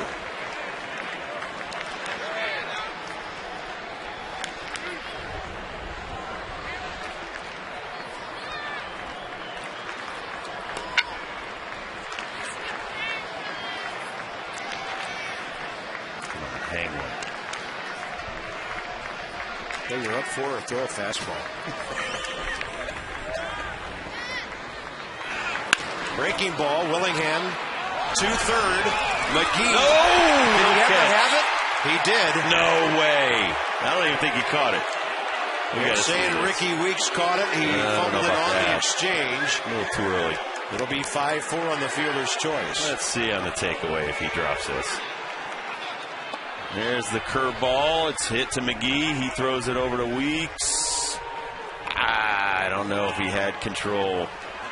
This looks like he caught it on the side of the glove to try to make it quick. No, he dropped that. And Riggleman out there arguing that call with Adrian Johnson. Nats are down to their final out with Pudge Rodriguez. I know the Reds used to teach catching it on the back of your glove to turn this as quick as possible. Now watch. Never gets into his glove. Just comes right out. And he never has control. Yeah, I don't think there's any control there. No, there's no control here. He's trying to do a quick job right there, knowing that Adam Dunn's coming in and you got Hammer running hard. Evidently, that plays a lot like the touchdown in the NFL. Right. He broke the plane of his glove. Right, and it's they call it the area play. Like on some double plays between the shortstop and second baseman. If you're anywhere near the bag with your foot, they usually call you out. Pudge Rodriguez hitting .457, and Willingham down to second base on defensive indifference.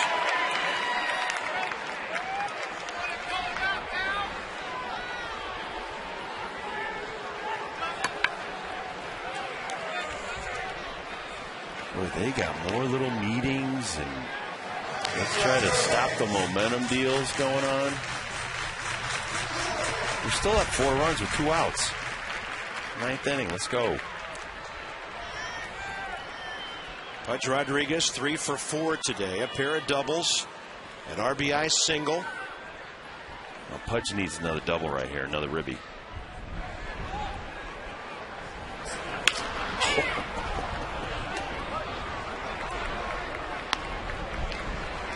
If he gets a hit here, we'll see Trevor Hoffman in this game. How many catchers in a 10-0 blowout stay in there the whole game? And then the 2 games in Philadelphia totaling 7 hours that he caught on Tuesday and Wednesday. I love this guy. Monday and Wednesday. I love this guy. Yeah, he's tough.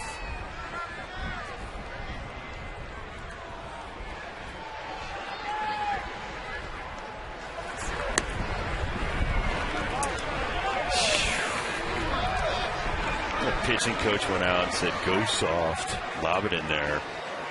Don't challenge anybody. It's half the fun of being a pitcher.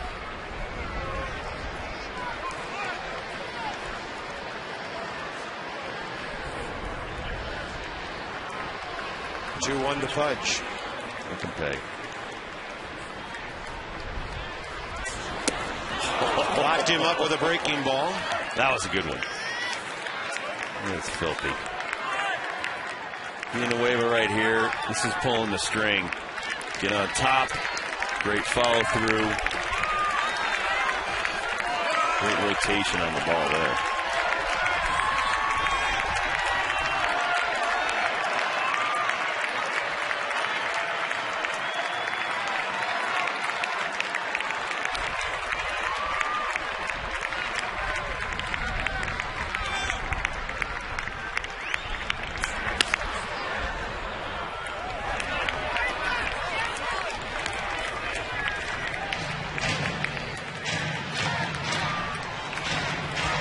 Morgan given a day off. The pitcher's spot is next if Pudge Rodriguez can extend this 9th inning.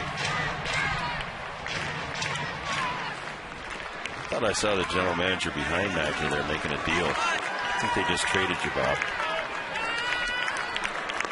Trade me for a win.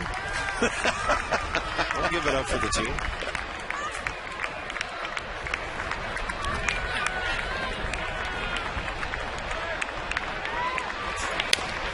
Rodriguez hanging tough. There is one reputation around the league our ball club has. They will battle you, they will work the count, and they're tough to put away. In a ball game like this today, Milwaukee has struck out 7 Nats. But a lot of ball clubs, Rob, falling behind 10-0, would have gone out and struck out 10, 12 times. Our guys keep putting the bat on the ball, and Mike Rizzo likes that. Jim Riggleman, Rick Eckstein. This is a pretty good offensive machine right now.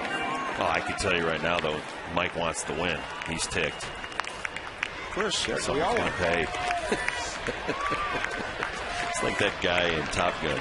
I want some butts. He's not happy. Outside, 3-2. Rodriguez gets aboard here. The tying runs in the on-deck circle. If you're the offense, you can't control what happened in the top half of the first. You can just go out there with a great approach the rest of the day, and this team has done that. I mean, you won the rest of the day. You got kicked the heck beat out of you in the top half of the first. But after that, you won the day.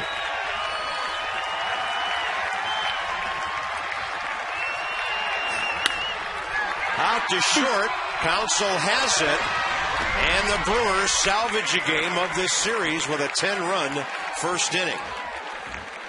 But the Nationals really battled, finally falling 11-7 in a long 3.5-hour ball game. For Rob Dibble and Debbie Taylor, Bob Carpenter, Brewers win it 11-7. Join us Monday on MASN HD when the Nats open a 4-game series with the Rockies. We'll get you going at 6:30 with Nats Extra. This has been a presentation of MASN. Stay tuned for Verizon Fios Nats Extra coming up with Johnny and Ray